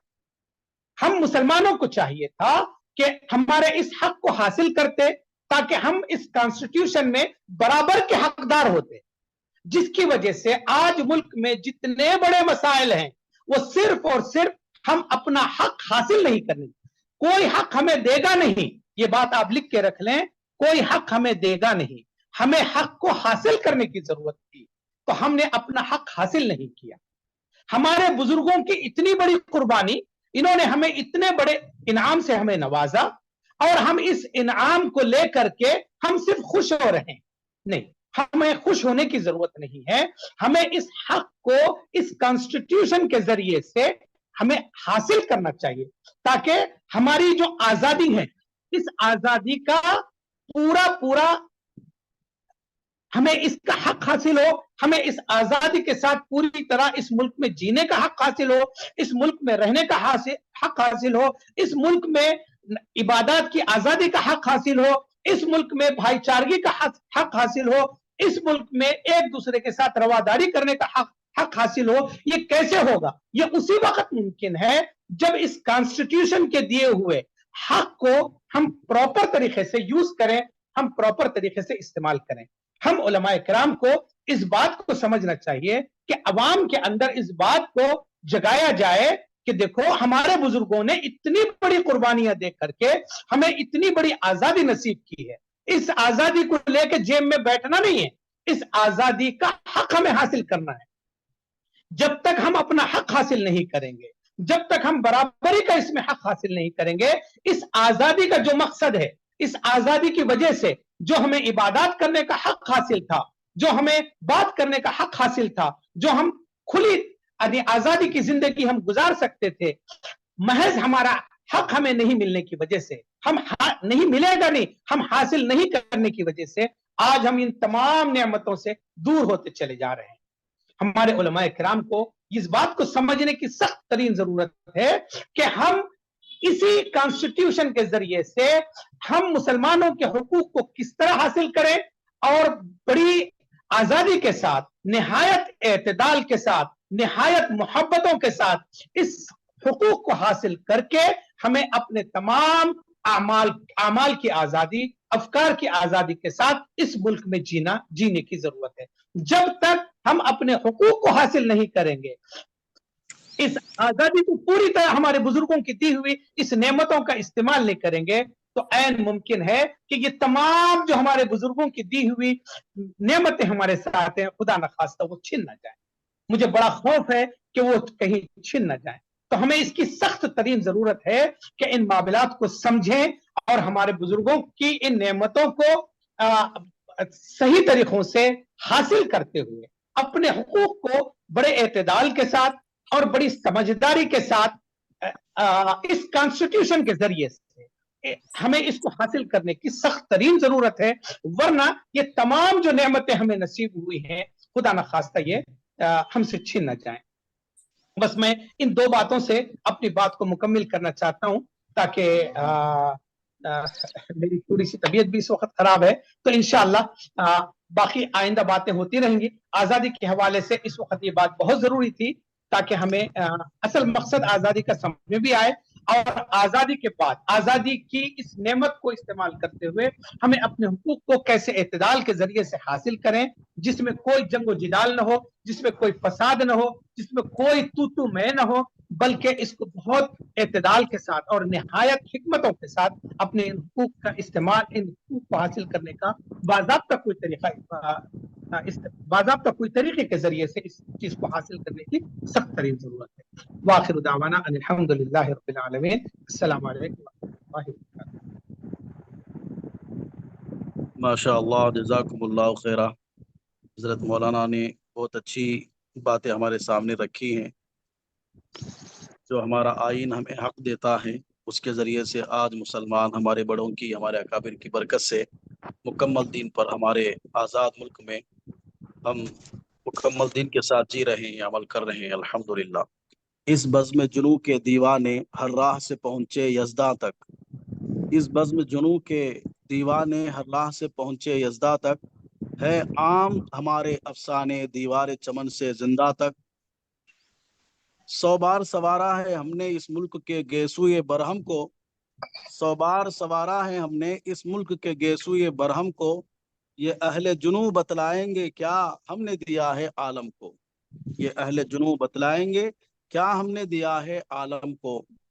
تو اس کے بعد میں آخری تقریر ہے حضرت استاد جی شیخ طریقت متکلم اسلام مولانا الیاس محمد حفظہ اللہ کے خلیفہ اجل حضرت مولانا ارشد احمد صاحب حنفی جنرل سیکریٹری जमीयत उलमा हिंद मैसूर को मैं दावत खिताब देता हूँ, वो अपनी माइक भी खोलें और अपने वीडियो भी खुला रखें, अपने तकरीर का आगाज़ फरमाएं, हमें मुफीद मशवरे और मुल्क हिंदुस्तान हालत हाजरा के मुतालिक आज़ाद हिंदुस्तान में किस तरह हम रहे, ये तमाम बातें हमारे सामने पेश फरमाएंगे।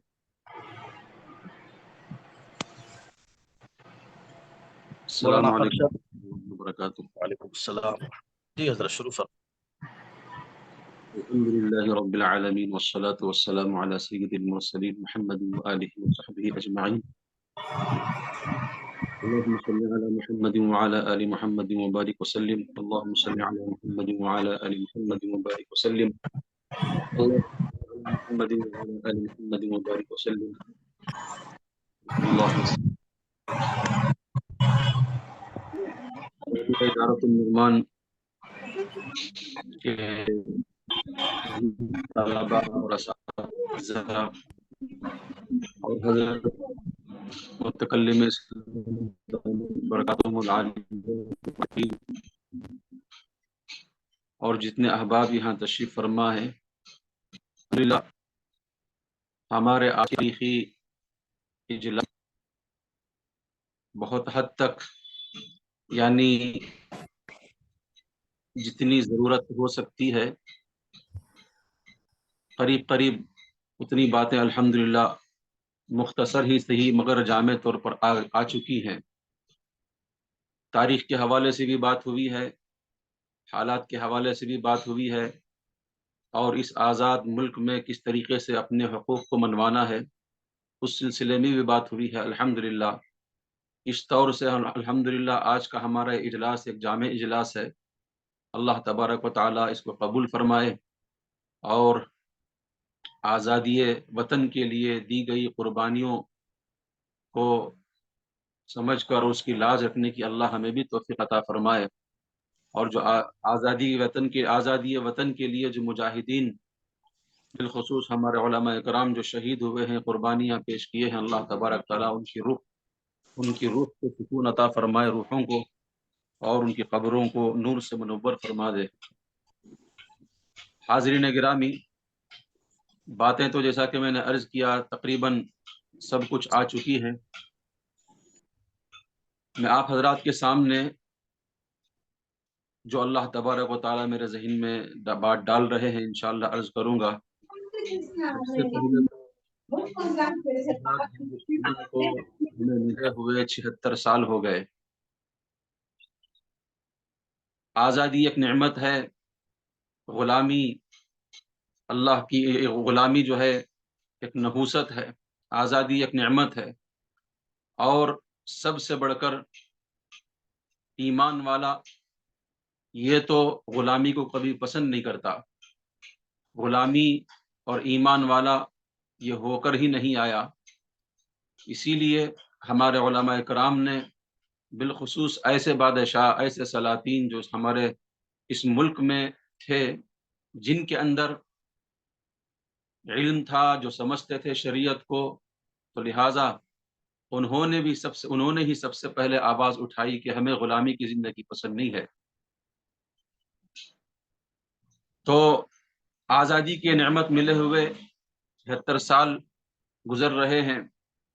जिन लोगों ने अपनी कुर्बानियों के बाद हमें ये आज़ादी अता फरमाई, हमें उन लोगों को पढ़ना चाहिए, उन लोगों की तारीख़ को पढ़ना चाहिए। जैसा कि इससे पहले मुफ्ती इमरान साहब ने आखिर में आपसे अपील की, उसकी बड़ी ज़रूरत है। कहीं ये आज़ादी के जल्द से एक रस्म होकर के ना रह जाएं। और ऐसा ही हुआ है। 15 अगस्त और यौम जमहूरिया 26 जनवरी को छोड़कर सारा साल गुजर जाता है, हम मुल्क के मसाइल पर बात नहीं करते और बिलखुसूस हमारी तारीख़ पर हम बात नहीं करते। मेरे दोस्तों और तालिब इल्म साथियों, ज़रा आप हिंदुस्तान का जायज़ा लीजिए। हिंदुस्तान में फिर से एक मर्तबा नफ़रत गली गली घर घर पनप रही है और नफ़रत के असरात भी मुल्क को धीरे धीरे अपने घेरे में ले रहे हैं। कहीं ऐसा ना हो कि ये नफ़रत آگے بڑھتی چلی جائے، آگے بڑھتی چلی جائے، اور ایسا ہی ماحول نہ پیدا ہو جیسا کہ انگریز آخر دور میں چاہتا تھا، آزادی کے قریب قریب۔ انگریز نے جب دیکھا کہ شہید ہونے کے لیے وطن کے دیوانوں کی کمی نہیں ہے، ہماری جتنی گولیاں ہیں، توپ ہیں، اس سے زیادہ وطن پر مر مٹنے والوں کے سینے ہیں، ان کی گردنیں ہیں، تو اس نے جو سب سے بڑی اپنی پالیسی چینج کی، وہ ہتھیار کی پالیسی اپنی ہٹا کر اس نے سب سے بڑی جو گندی پالیسی اختیار کی، وہ ڈیوائڈ اینڈ رول کی، لڑا اور حکومت کرو۔ اور آپ جانتے 15 اگست کا بیان کرو استاد ٹائم ڈالے۔ اس وقت ہو سکتی ہے دل میں کسی کے بارے میں نفرت۔ آج ایسے ہی حالات ہیں کہ چل رہے ہیں، ایک دوسرے کو بانٹنے کی کوشش ہو چکی ہے، دھیرے دھیرے نفرتی چنٹو اس طرف قدم بڑھا رہے ہیں اور وہ اپنے طور پر کامیاب ہوتے چلے جا رہے ہیں۔ قریب قریب کے حالات سے آپ کو پتہ چلتا ہے، ہریانہ ہو، گڑگاؤں ہو، یا اس سے پہلے ہلدوانی کا مسئلہ ہو، جو کچھ حالات چل رہے ہیں یہ نفرت کا پتہ دے رہے ہیں، یہ نفرت کی ہوائیں چلا رہے ہیں، اور نفرت پھیلانے والے، جیسا کہ میں نے ابھی آپ کے سامنے عرض کیا، انگریز کی جو پالیسی تھی ڈیوائڈ اینڈ رول کی، لڑاؤ اور حکومت کرو، بالکل وہی پالیسی دوبارہ زندہ ہو چکی ہے، بالکل وہی پالیسی دوبارہ زندہ ہو چکی ہے، اور وہ اپنے طور پر اتنی پھل پھول رہی ہے، اس کا اندازہ ہمیں نہیں ہو رہا ہے۔ زیادہ سے زیادہ کوئی بستی لٹتی ہے، کوئی کسی کا گھر لٹتا ہے، کسی کا سہاگ اجڑتا ہے، ہم اس کی مدد کر کے اپنا ہاتھ جھٹک لیتے ہیں اور پھر اپنے کاموں میں ہم لگ جاتے ہیں۔ یہ مسئلے کا حل نہیں ہے۔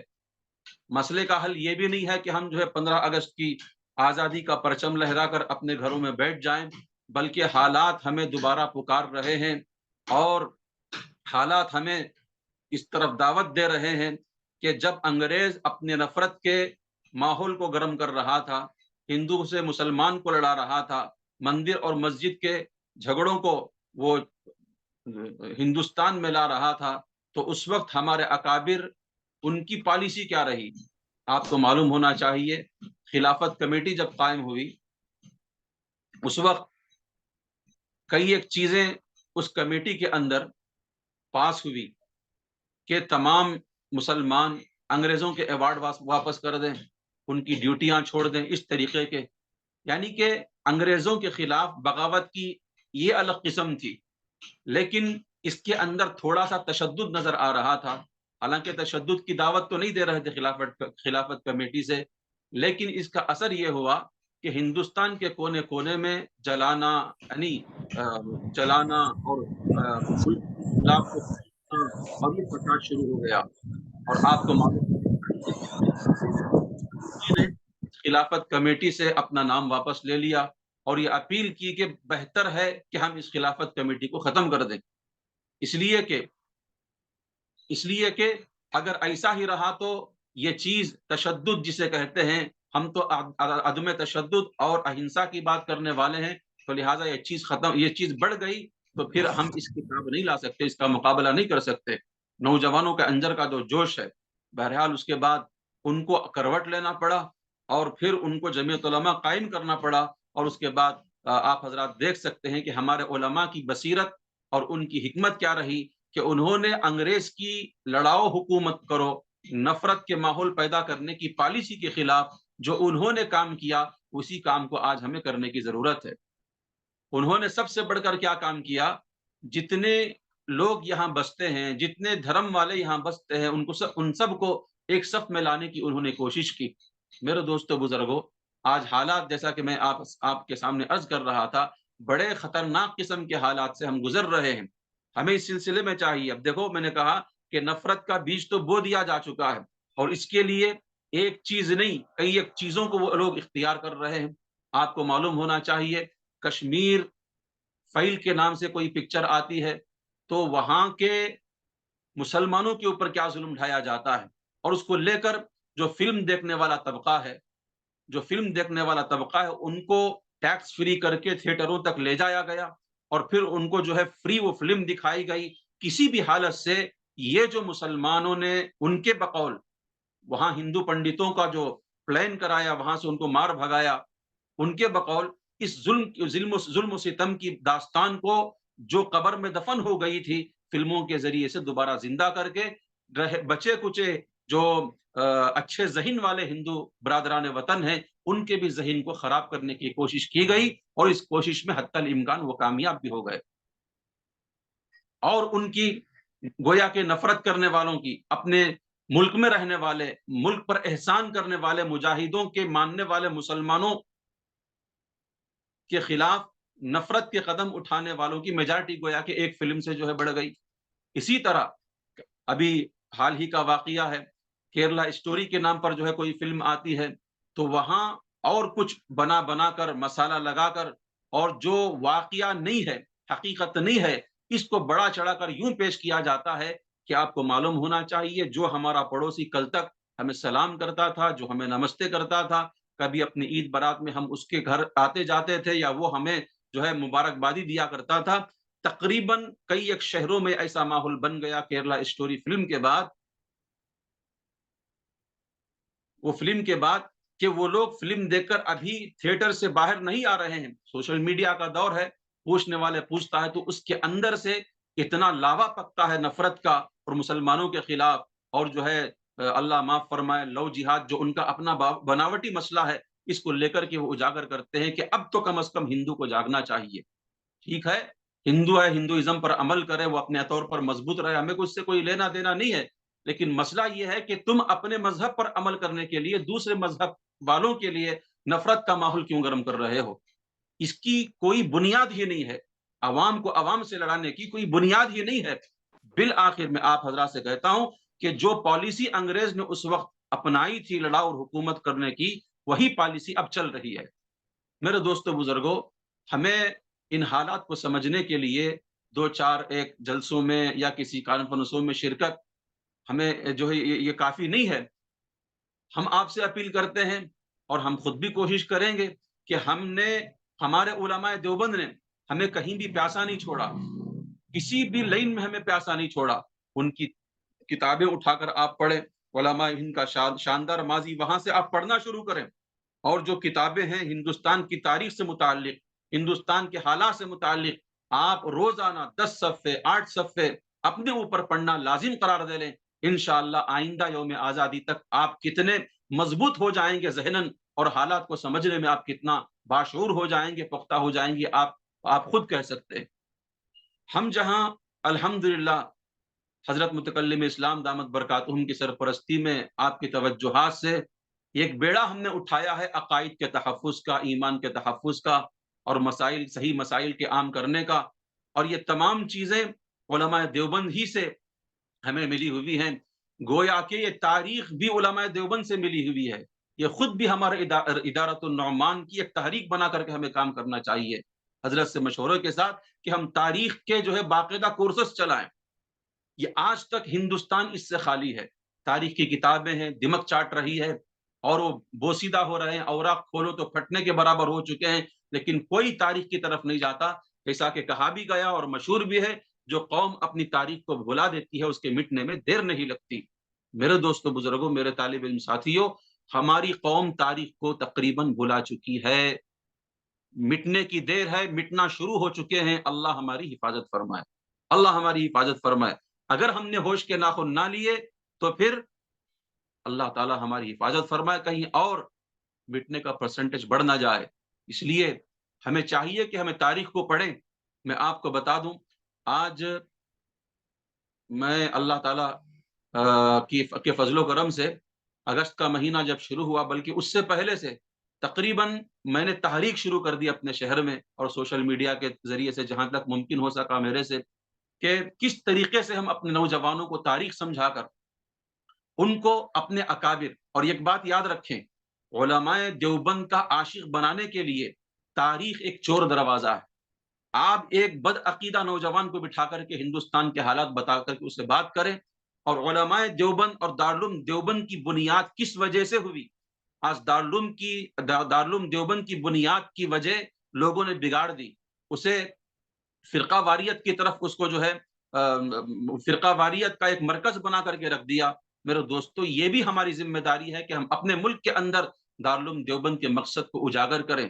جب ہم دارالعلوم دیوبند کے مقصد کو اجاگر کریں گے اور ہر خاص و عام میں اس کے مقصد کو، اس کے بنیاد کے مقصد کو ہم ہر خاص و عام میں پیش کریں گے، تو کیا مسلمان، کیا دوسرے مسلک والا غیر بھی ہمارے سامنے آ کر جو ہے وہ دارالعلوم کا عاشق ہو جائے گا۔ یہی وہ دارالعلوم ہے، یہی وہ جو ہے انار کا درخت ہے جس کے نیچے بیٹھ کر دو شاگردوں نے جو کام کیا، ایک شاگرد نے جو کام کیا جو آئندہ چل کر کے شیخ الہند بنا، اور اس کی فکروں سے اللہ تبارک و تعالیٰ نے ان کے شاگردوں سے جو کام لیا، جس کی وجہ سے آج ہمیں یہ آزادی نصیب ہے اور اس آزاد ہندوستان میں ہم سانسیں لے رہے ہیں۔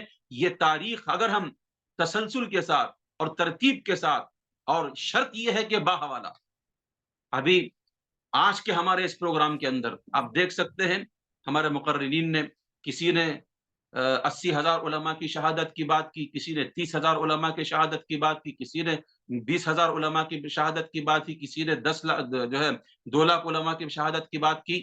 بہرحال شہید ہوئے ہیں لاکھوں کی تعداد میں، لیکن میں آپ سے گزارش کرتا ہوں، بلکہ مجھے بھی کوشش کرنا چاہیے، یہ اڑی اڑی باتوں کو ہم کرنا چھوڑ دیں، بلکہ ہم خود مطالعہ کر کے اسے نکالیں، یہ ضروری ہے۔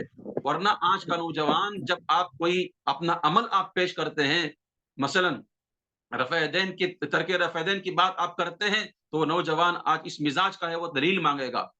آپ کوئی بھی اپنے عمل پر اسے اپنے قریب لانا چاہتے ہیں تو وہ کہے گا کہ مجھے دلیل دیجیے، حوالہ دیجیے۔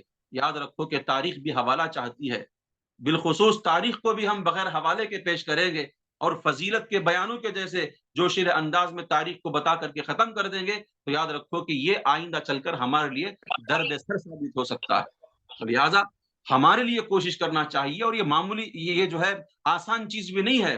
ہم تمام مل کر، جتنے لوگ آج یہاں تشریف فرما ہیں، ہم تمام مل کر آج یہ طے کریں کہ انشاءاللہ ہم تاریخ کی طرف قدم اٹھائیں گے۔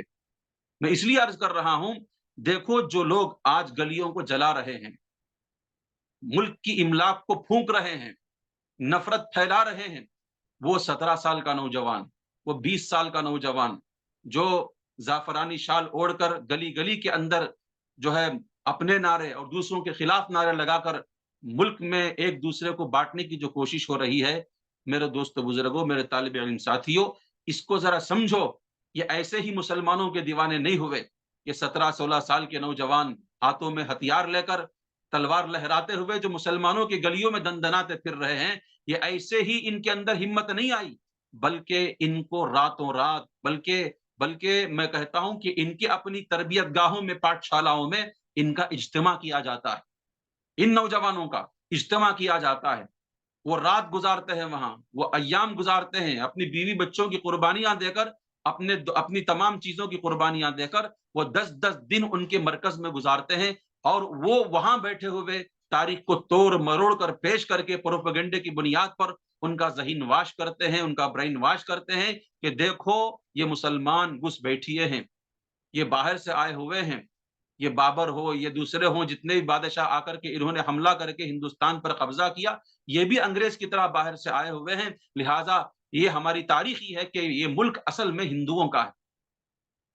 اس طریقے سے بہت ساری چیزیں بناوٹی وہ بنا کر لوگوں کے سامنے پیش کرتے ہیں، نوجوانوں کے سامنے پیش کرتے ہیں، اور آزادی کے بعد جو سب سے بڑا ہمارے سامنے ہمارے لیے جو واقعہ رونما ہوا ملک کی تقسیم کا، اس کو بنیاد بنا کر کہ انہوں نے ہندوستان کے ٹکڑے کیے، اور یہ لوگ اپنا ملک بانٹ کر، اپنا ملک جو ہے لے کر یہ لوگ الگ ہو گئے، تو ان کو ہندوستان میں جینے کا اب حق نہیں ہے۔ یہ ایسی چیزیں ہیں، سامنے بیٹھا ہوا ایک اس کا ذہن آلریڈی پکا ہوا ہے، وہ نوجوان سن کر کے جو ہے فوراً جوش میں آ جاتا ہے۔ یعنی جو کچھ ہو سکتا ہے مسلمانوں کے خلاف نفرت اپنے سامنے کے نوجوانوں میں پیدا کرنے کے لیے، تاریخ کا خون کر کے، تاریخ کے چیتھڑے اڑا کر اپنی بناوٹی تاریخ ان کے سامنے پیش کی جاتی ہے کہ سامنے سننے والا ان کا جو ہے نوجوان طیش میں آ جائے، وہ طیش میں آ کر کسی بھی طریقے سے ملک کے مسلمانوں کے خلاف ہو جائے، مسجدوں کے خلاف ہو جائے اور مدرسوں کے خلاف ہو جائے۔ یہ چیز آج چل رہی ہے۔ یعنی ہم جس چیز کو ہلکا لیتے ہیں کہ تاریخ سے ہمیں کوئی وابستگی نہیں ہے، تاریخ سے ہمیں کوئی لینا دینا نہیں ہے، لیکن ان کو معلوم ہے کہ سب سے بڑی ملک کی طاقت وہ تاریخ ہے۔ اگر تاریخ کو صفوں سے ہٹا دیا جائے تو ذہنوں سے تاریخ ہٹنے میں دیر نہیں لگے گی، وہ خوب سمجھتے ہیں اور اس پر وہ کام کر رہے ہیں۔ آپ کو معلوم ہونا چاہیے دلی کی گلی گلی مغلیہ سلطنت کے بادشاہوں کے نام سے موسوم تھی، لیکن آپ کو معلوم ہونا چاہیے مسلمان بادشاہوں کے نام ہو یا مسلم نام ہو، جن کے نام کے ساتھ اردو کا لفظ بھی ملا ہوا ہو، وہ تک ان کو ہضم نہیں ہو رہا ہے. وہ تاریخ کے پنوں سے بھی وہ بات کو ہٹا رہے ہیں اور گلیوں اور نکڑوں کے نام بھی وہ ہٹائے جا رہے ہیں. میرے دوستوں، بزرگوں، میرے طالب علم ساتھیوں، کیا یہ چیزیں ہمیں پریشان ہونے کے لیے کافی نہیں ہے؟ کیا یہ چیزیں ہمیں تڑپنے کے لیے کافی نہیں ہے؟ کیا یہ چیزیں، کیا یہ حالات ہمیں اب بھی تاریخ کی طرف لوٹنے کی جو ہے دعوت نہیں دیتے؟ ہمیں چاہیے کہ دوسری کوششوں کے ساتھ اپنے ملک کو بچانے کے لیے، اپنے ملک کے ماحول کو بچانے کے لیے تاریخ کی طرف لوٹ کر کے جانا ہے. خود ہمیں تاریخ کو پڑھنا ہے، تاریخ کو پڑھ کر تاریخ کے مختصر کورسز مرتب کر کے، یہ کوئی جو ہے بڑی بات نہیں ہے. آپ ہمارے علماء دیوبند کی اور جو ہے مسلمانوں کی لکھی ہوئی کتابیں آپ کو مل جائیں گی، اور جتنی اس عنوان کی کتابیں ہیں لے کر بیٹھ جائیں، اپنے طور پر ایک کورس مرتب کریں. اپنی مسجد، آپ میں سے کوئی امام ہے، کوئی خطیب ہے، تو آپ کا جتنا دائرہ کار ہے اتنی حد تک آپ حضرات اپنی کوشش سے آپ تاریخ کی فہرست سامنے رکھ کر آپ جتنا ممکن ہو سکے اپنی ایک تاریخ مرتب کریں کہ مجھے میرے اپنے شہر کے نوجوانوں کو یہ تاریخ سمجھانا ہے اور ان کو اس سے جو ہے جو واقف کرانا ہے. جب تک میں کوشش نہیں کروں گا، جب تک آپ کوشش نہیں کریں گے، یہ جلد سے تو محض رسم ہے، رسمیں جو ہے ہوتی چلی جائیں گی، لیکن یاد رکھو کہ ملک کا بیڑا تو بالآخر غرق ہو کر کی رہے گا. اللہ ہماری حفاظت فرمائے. میں آپ سے عرض کرتا ہوں کہ یو پی کے اندر ان لوگوں نے جو اب تک جو نفرت کے یا جو بھی انہوں نے جو کام کیے وہ کیے، لیکن سب سے بڑا گھنونا کام، دیکھو اگر کسی کا انہوں نے خون کر دیا نا تو یاد رکھو کہ وقتی نقصان ہے. کسی کی جائیداد جلا دی، وقتی نقصان ہے. کسی کی فیکٹری کو آگ لگا دیا، وقتی نقصان ہے. یا کوئی اور پروپیگنڈا کر دیا، وقتی نقصان ہے. لیکن تاریخ کو اگر خدا نخواستہ مٹانے میں مکمل وہ کامیاب ہو گئے، یہ وقتی نقصان نہیں ہے، یہ ابدی نقصان ہے. آج کے نوجوانوں کو ڈگری پڑھنے والے جو بڑی بڑی کالج اور یونیورسٹیوں میں تعلیم حاصل کر رہے ہیں، میں آپ سے کہتا ہوں کہ آج شام تک ایسے نوجوانوں کو 2-4 آپ ملاقات کرو، ملاقات کر کے ان کو تاریخ کے حوالے سے کوئی ایک بات کا سوال کرو. ان سے صرف اتنا ان سے پوچھو کہ حضرت ٹیپو سلطان شہید رحمت اللہ علیہ کی شہادت کب ہوئی، کیوں شہید ہوئے، اس کا مقصد کیا تھا، اور سب سے پہلے ہندوستان میں غلامی کی زنجیروں سے نکلنے کی جو آواز لگائی وہ کون تھے، نہیں بتا سکیں گے. بلکہ میں ان تجربات سے گزر کر آپ کے سامنے بیٹھا ہوں. ابھی 4-5 دن سے پہلے ہمارے ہاں صراط مستقیم کورس چلتا ہے، اللہ کے فضل و کرم سے بہت سارے نوجوان ایجوکیٹڈ آتے ہیں جو ابھی ڈگری کے کالج میں پڑھ رہے ہیں. میں نے ان کے سامنے بھی الحمدللہ میں نے اللہ کے فضل و کرم سے تاریخ آزادی کا ان کو کورس چلایا، میں باقاعدہ ان کو تاریخ یاد دلائی، ہمارے علماء کا نام میں نے ان کو حفظ کروایا. ان کا باقاعدہ دوسرے دن امتحان لیا جاتا تھا کہ فتویٰ دینے والے کون تھے، سب سے پہلے شہید ہونے والے کون تھے. اس طریقے سے الحمدللہ اللہ نے کام لیا. تو تب جا کر میں آپ کے سامنے بیٹھا ہوں. تو ان سے میں نے سب سے پہلے، وہ میسور کے رہنے والے ہیں، تو میں نے ان کو اسی کی مناسبت سے سوال کیا کہ بتاؤ ٹیپو سلطان کی شہادت کب ہوئی.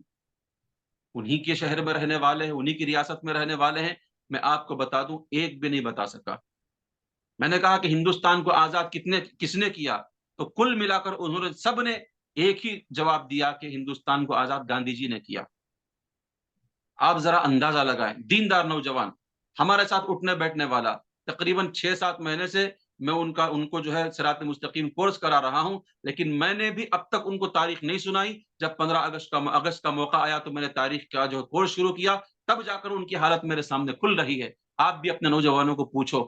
میرے دوستو بزرگوں، غیر نفرت پھیلانے والے تاریخ کو مٹا کر اپنے نوجوانوں کو ہمارے خلاف بھڑکا رہے ہیں، دنگائی بنا رہے ہیں، اور ہم ہاتھ پر ہاتھ دھرے بیٹھے ہیں. نہ ہمیں تاریخ کی جو ہے کوئی جو ہے واقفیت ہے، نہ ہم تڑپتے ہیں، نہ کوشش کرتے ہیں کہ جن کا ہم نام لے کر کے روٹی کھا رہے ہیں ان لوگوں کے، ان مجاہدین، ان جو ہے علماء کرام کے نام ہمارے نوجوانوں کو ہم یاد کریں، تاریخ سنائیں.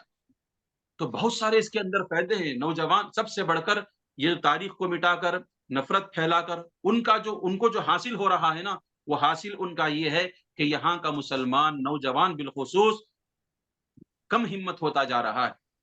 وہ چاہ رہے ہیں کہ کم ہمت ہو جائیں، کہ زندہ قوم ہے، ایک مرتبہ ان کے اپنے مجاہدین کی تاریخ سامنے آ جائے تو ان کی روح زندہ ہو جائے گی. لہٰذا تاریخ کو مٹاؤ، ٹیپو کا نام مٹاؤ، شاہ عبد العزیز کا نام مٹاؤ، ان کے سلطنت کے واقعات مٹاؤ، ساری چیزیں ہٹا کر کے آپ ان کو جو ہے بالکل خالی الذہن کر کے پھر دوبارہ اپنی جو پروپیگنڈے والی تاریخ ہے اس کو اس کے اندر بھرتے رہو. یہ کام کر رہے. تو ہمیں کرنا کیا چاہیے؟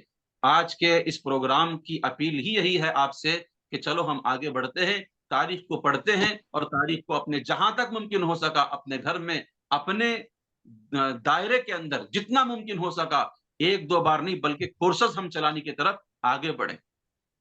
اتنا کریں گے اور جو نقصان پہنچانے کا کام آج ملک دشمن طاقتیں کر رہی ہیں، ہم کم از کم اپنے نوجوانوں کو اپنے دائرے میں رہتے ہوئے جتنی ہماری طاقت ہے وہاں اس نفرت کے اثرات کو مٹانے کا ہم کام کریں گے. تو میں سمجھتا ہوں کہ یہ ہماری بہت بڑی کامیابی ہوگی. میں آپ سے گزارش کرتا ہوں کہ آج کا 15 اگست کا جشن یوم آزادی بیکار نہ چلا جائے. یہ عزم کر کے اٹھیں. جو میں نے باتیں کی ہیں اگر آپ اس کو اچھا سمجھتے ہیں اور ضروری سمجھتے ہیں، آپ تمام حضرات وعدہ کریں، ارادہ کریں کہ انشاءاللہ ہم جو ہے تاریخ کو پڑھیں گے اور تاریخ کو پڑھائیں گے. آسان اور عام فہم انداز میں اپنے نوجوانوں کو تاریخی حوالوں کے ساتھ اپنی تاریخ سے واقف کرائیں گے. بالخصوص ہمارے علماء کی قربانیاں، علماء دیوبند کی قربانیوں کو ہم جو ان کے سامنے رکھیں گے. دوسری بات یہ ہے، ہمارے علماء نے، ہمارے بادشاہوں نے، مجاہدین نے جو اس ملک کو آزاد کرانے کی جو کوشش کی ہے، ان کا مقصد کیا تھا؟ بہت سارے لوگ غلط فہمی کا شکار ہیں اور آج کے حالات کی تاب نہ لا کر وہ فوراً ان کی طرف شکایت کی زبان کھول دیتے ہیں کہ اگر ہمارے علماء، ہمارے مجاہدین جن کی قربانیوں کے تذکرے اتنے ہوتے ہیں، اگر ان لوگوں نے سیاست میں حصہ لے لیا ہوتا تو آج ہماری یہ حالت نہ ہوتی. یہ بالکل غلط ہے. دیکھو، سیاست میں حصہ لینا کوئی عیب نہیں ہے، آپ لے سکتے ہیں، لیکن ہمارے علماء نے، ہمارے مجاہدین نے ہندوستان کو آزاد کرسی اقتدار پر قبضہ کرنے کے لیے نہیں کیا، بلکہ ان کی اپنی جو ہے ان کا اپنا جو مقصد تھا، اگر وہ نہ کھڑے ہوتے تو کوئی دوسری زندگی قوم تو ہے ہی نہیں سوائے، لہٰذا آزاد کرانے کے لیے سامنے نہ آتا. لہٰذا آپ دیکھ سکتے ہیں آخر صف کے علماء نے، ہمارے ہندوستان کو آزاد کرایا. اس میں کون پیش ہیں؟ مفتی کفایت اللہ دہلوی رحمۃ اللہ علیہ، مولانا حسین احمد مدنی رحمۃ اللہ علیہ، شوکت علی جوہر، محمد علی جوہر، ابوالکلام آزاد اور مولانا حفظ الرحمان سوہاروی، اور لمبی فہرست ہے علماء کی، لمبی فہرست ہے. ان لوگوں کو معلوم ہے اس وقت کے حالات، یا ہمیں زیادہ معلوم ہے، وہ سب اس بات پر متفق تھے کہ جب ہندوستان آزاد ہو جائے گا تو ہمیں سیاست سے کوئی لینا دینا نہیں ہے، بلکہ ہماری پوری کوشش یہ ہوگی کہ ہم اس ملک کو ہندو راشٹر ہونے نہ دیں، بلکہ اس کا دستور جمہور بنا کر ہم جو ہے کروٹ لیتے ہوئے دوبارہ اپنے مسلمانوں کے دین و ایمان، ان کے عقائد کی محنت کی طرف چل پڑے. لہٰذا جس حسین احمد مدنی کو آپ 1947 سے یعنی آزاد ہونے سے پہلے دلی میں کہیں کانفرنس میں تلاش کر سکتے ہیں اور کہیں جو ہے احتجاج میں تلاش کر سکتے ہیں، گلی گلی میں آپ جو ہے ڈھونڈ سکتے ہیں، لیکن جیسے ہی ملک آزاد ہوا، یہی حسین احمد مدنی دارالحدیث میں بیٹھ کر کے حدیث کا درس دے رہا ہے. اب کہہ دیا کہ ہمارا کام تھا ہندوستان کو آزاد کرنا. ہمارے مشائخ، ہمارے مربی، ہمارے اساتذہ نے جو ہمیں درس دیا تھا، ان کی جو قربانیاں تھیں جس کی وجہ سے ملک آزاد ہو گیا، ہم ان کے غلام اپنا کام پورا کر چکے ہیں. وہ جانے ان کا کام، ہمیں ان سے کیا واسطہ. ہم دوبارہ اپنے مقصد کی طرف لوٹ کر آتے ہیں، مدارس کو زندہ کرتے ہیں، مساجد کو زندہ کرتے ہیں. اب ہماری ضرورت یہ ہے، ہمارا مقصد یہ ہے، جو نقصان انگریز نے کر دیا تھا اور وہاں کی جنگ آزادی کے وقت ہم اپنے مسلمانوں کے عقائد اور ان کے ایمان کی طرف ہم نے توجہ نہیں دی تھی. قادیانی بھی پیدا ہو کر ختم نبوت پر ڈاکے ڈال چکا تھا اور دوسرے مسلکی جھگڑے شروع ہو چکے تھے. کوئی جو ہے हाजिर और नाजिर का मसला छेड़कर मुसलमानों की सफ़ों से जो है मुसलमानों को ख़त्म कर रहा था। अब उनको जो है सही अकीदे देना और उनके नज़रिए सही करना, उनका मजहब सही करना उनका मिशन था, उसमें कामयाब हो गए, जिसकी वजह से अल्हम्दुलिल्लाह आज हम देवबंदी बनकर जिंदा हैं। अल्लाह ताला हमें कही सुनी बातों पर अमल करने की तौफीक अता फरमाए। लिहाजा मैं आप हजरात से गुजारिश करता हूँ कि आप तमाम हजरात आज के इस जलसे पर अपने इस उन्वान पर इक्तिफा न करें, बल्कि आज से अपना काम शुरू करें, आप से अपना काम शुरू करें। इंशाअल्लाह हजरत उस्ताद दामद बरकातुहूम से भी मशवरा करके अगर अल्लाह ने चाहा तो इंशाअल्लाह जो है तारीखी एतबार से भी इंशाअल्लाह हम काम शुरू करेंगे। ये मेरी ख्वाहिश है, बल्कि मेरी राय भी है आज के इस प्रोग्राम में। अल्लाह ताला ने चाहा तो इंशाअल्लाह वो काम भी होगा। मैं तमाम हजरात का शुक्रिया अदा करता हूँ, जिन अहबाब ने, जिन उलमा ने भी यहाँ अल्हम्दुलिल्लाह बड़े होश, बड़े जोश वाली तकरीरें की और बहुत दिल को गरमाने वाली और ज़मीर को झिंझोड़ने वाली तकरीरें की। अल्हम्दुलिल्लाह अल्लाह तबारक ताला सबको जज़ाक फरमाए, उनकी क़ुव्वत बुनाई में अल्लाह तबारक ताला मज़ीद तरक्की अता फरमाए। और मैं हज़रत उस्ताद दामद बरकातुहू का भी मशकूर हूँ कि आपने हमें एक ऐसी बज़्म अता फरमाई कि जिसके अंदर हमें बैठकर अज़्म करने का मौका मिला। आमीन व आखिरु दावाना अल्हम्दुलिल्लाहि रब्बिल आलमीन। माशाअल्लाह, जज़ाकुमुल्लाह खैरा। हज़रत मौलाना ने बहुत अहम बात की तरफ तवज्जो दिलाई है। हमारा माजी बहुत शानदार है, ताबनाक है। हम अपनी तारीख के औराक को पलटते रहने की, पढ़ते रहने की, चर्चे में लाने की, उसको फैलाने की, अपने खुतबों में, अपने बयानात में खुलकर बात सामने रखने की हम सबको तौफीक नसीब फरमाए। काफिर है तो शमशेर पे करता है भरोसा, काफिर है तो शमशेर पे करता है भरोसा, मोमिन है तो बेतेग भी लड़ता है सिपाही। शहादत है मतलूब व मकसूद व मोमिन, शहादत है मतलूब व मकसूद मोमिन, न माल गनीमत न किश्वर कुशाई। हमारे अकाबिर ने ऐसा ही किया, ना दर्जा ना ओहदा, भारत रत्न अवार्ड भी दिए जा रहे थे हमारे अकाबिर को। हमारे अकाबिर ने ठुकरा दिया कि अल्लाह के लिए हमने मुल्क आज़ाद करवाया, हमें ना कोई ओहदा ना कोई अवार्ड की ज़रूरत है, अब मुल्क को आइन के मुताबिक चलाएं। तो दोस्तों अजीज़ों, जैसा कि हज़रत मौलाना ने फरमाया, मशवरे के साथ बातें सामने आएगी आप तमाम हजरात के सामने।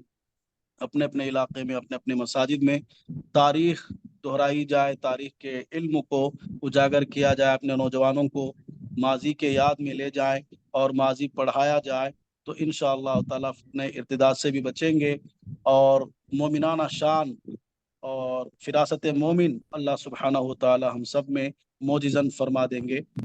अब मजलिस का इख्तिताम हो रहा है।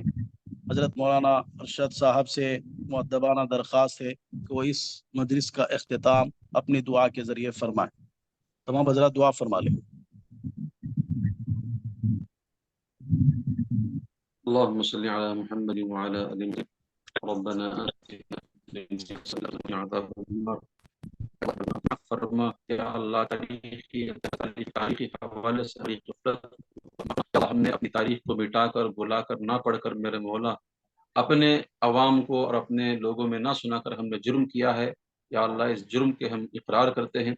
आज मेरे मौला हम इरादा करते हैं अपने तेरे खास बंदे जिन्होंने अपनी हर तरीके की कुर्बानियाँ इस मुल्क को आज़ाद कराने के लिए दी, जिसकी वजह से आज क़ाल अल्लाह क़ाल रसूल के तराने जिंदा हैं, या अल्लाह गूंज रहे हैं, उन सबको जज़ाए खैर अता फरमा। उनकी तारीख को याद कराना भी दीन है। या अल्लाह से दीन और सवाब का काम समझकर, एक फ़र्ज समझकर तारीख पर काम करने की हमें तौफीक अता फरमा। ऐ अल्लाह हमारे आज के इजलास को तो कबूल फरमा। या अल्लाह जितने उलमा ने या अल्लाह इस उन्वान पर यहाँ बयान किया और अपने अपने दिल के दर्द को रखा है, अल्लाह सारों के दिल के दर्द को तो कबूल फरमा ले। और जिन्होंने सामीन के तौर पर बैठकर सुना और इस बज़्म को उन्होंने कामयाब किया, मेरे मौला उनको भी तो कबूल फरमा। या मेरे मालिक, या मेरे मालिक, हम उलमा देवबंद के ग़ुलाम हैं, मेरे मौला ग़ुलामी को हमारी कबूल फरमा ले। या अल्लाह मरते दम तक उनसे हमें वाबस्ता फरमा। या अल्लाह हर जिहत में काम करने की हमें तौफीक अता फरमा। या अल्लाह हर जिहत में काम करने की तौफीक अता फरमा। उलमा देवबंद ने हमें प्यासा नहीं छोड़ा, उलमा देवबंद ने हमें किसी गोशे में मेरे मौला लावारिस नहीं छोड़ा। या अल्लाह जो जो वो काम देकर गए हैं, वो काम में अल्लाह पूरे तौर पर उतर कर काम करने की हमें तौफीक अता फरमा। या अल्लाह हमारी इस आज की मजलिस को तो बेइंतहा कबूल फरमा। या अल्लाह हम तमाम हाथ उठाकर उन तमाम मुजाहिदीन के लिए तरक्की दरजात की दुआ मांगते हैं। या अल्लाह उनके दरजात में तरक्की अता फरमा, ان کی روحوں کو مزید سکون عطا فرما، ان کی قبروں کو نور سے منور فرما۔ یا اللہ ان علماء، ان اکابر، ان اللہ مجاہدین کی جو ذریت باقی ہے، ان کی نسلیں باقی ہیں، ان کی اولاد باقی ہے، میرے مولا ہماری صفوں میں بھی اپنے ملک کے لیے قربانی دینے والا، یہاں محبت کا سما باندھنے والے اللہ اولاد ہمیں عطا فرما، ہماری نسلوں میں ملک کے وفادار کو پیدا فرما۔ یا اللہ بالخصوص ہمارے ملک کے اندر آج نفرت کا بول بالا ہے میرے مولا، اس نفرت کے خاتمے کے لیے حسین احمد مدنی کے غلاموں کو آگے آنا پڑے گا، علماء کے غلاموں کو آگے آنا پڑے گا۔ یا اللہ ہم ان کا نام لیتے لیتے اب تک میرے مولا جی رہے ہیں، اب ان کا نام لے کر یا اللہ ان کے نقش قدم پر چلتے ہوئے نفرت کے خاتمے کے لیے انہی جیسی پالیسیوں حکمتوں کو اپنا کر کام کرنے کی توفیق عطا فرما۔ وصلی اللہ تعالی وسلم علی خیر خلقہ محمد وعلی آلہ وصحبہ اجمعین والحمد للہ رب العالمین۔ جزاکم اللہ خیر۔ السلام علیکم ورحمۃ اللہ وبرکاتہ۔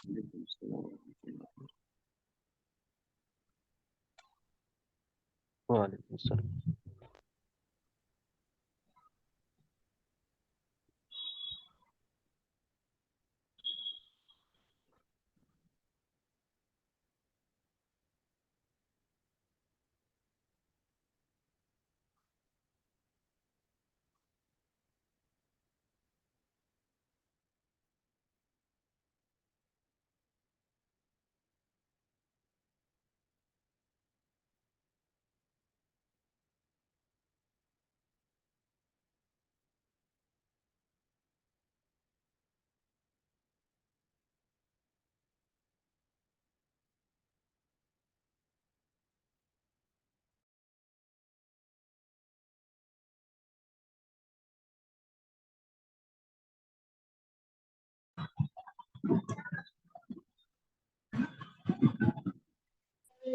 ایک شور ہے علماء کی قیادت کا 400، شور ہے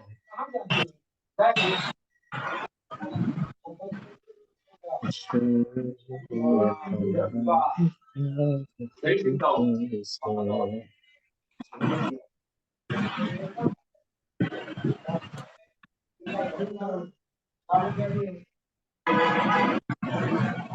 السلام علیکم ورحمۃ اللہ وبرکاتہ۔ وعلیکم السلام ورحمۃ اللہ وبرکاتہ۔ جزاکم اللہ خیر۔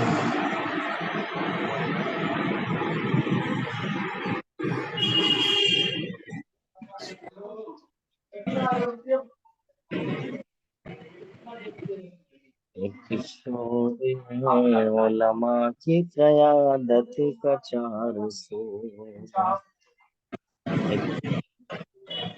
علماء کی حمایت کا 400، نکلے ہیں کفن باندھ کے سارے سپاہی،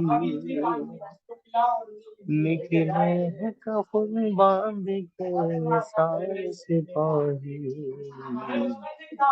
طوفان کرو تمہیں دم لیں گے سپاہی،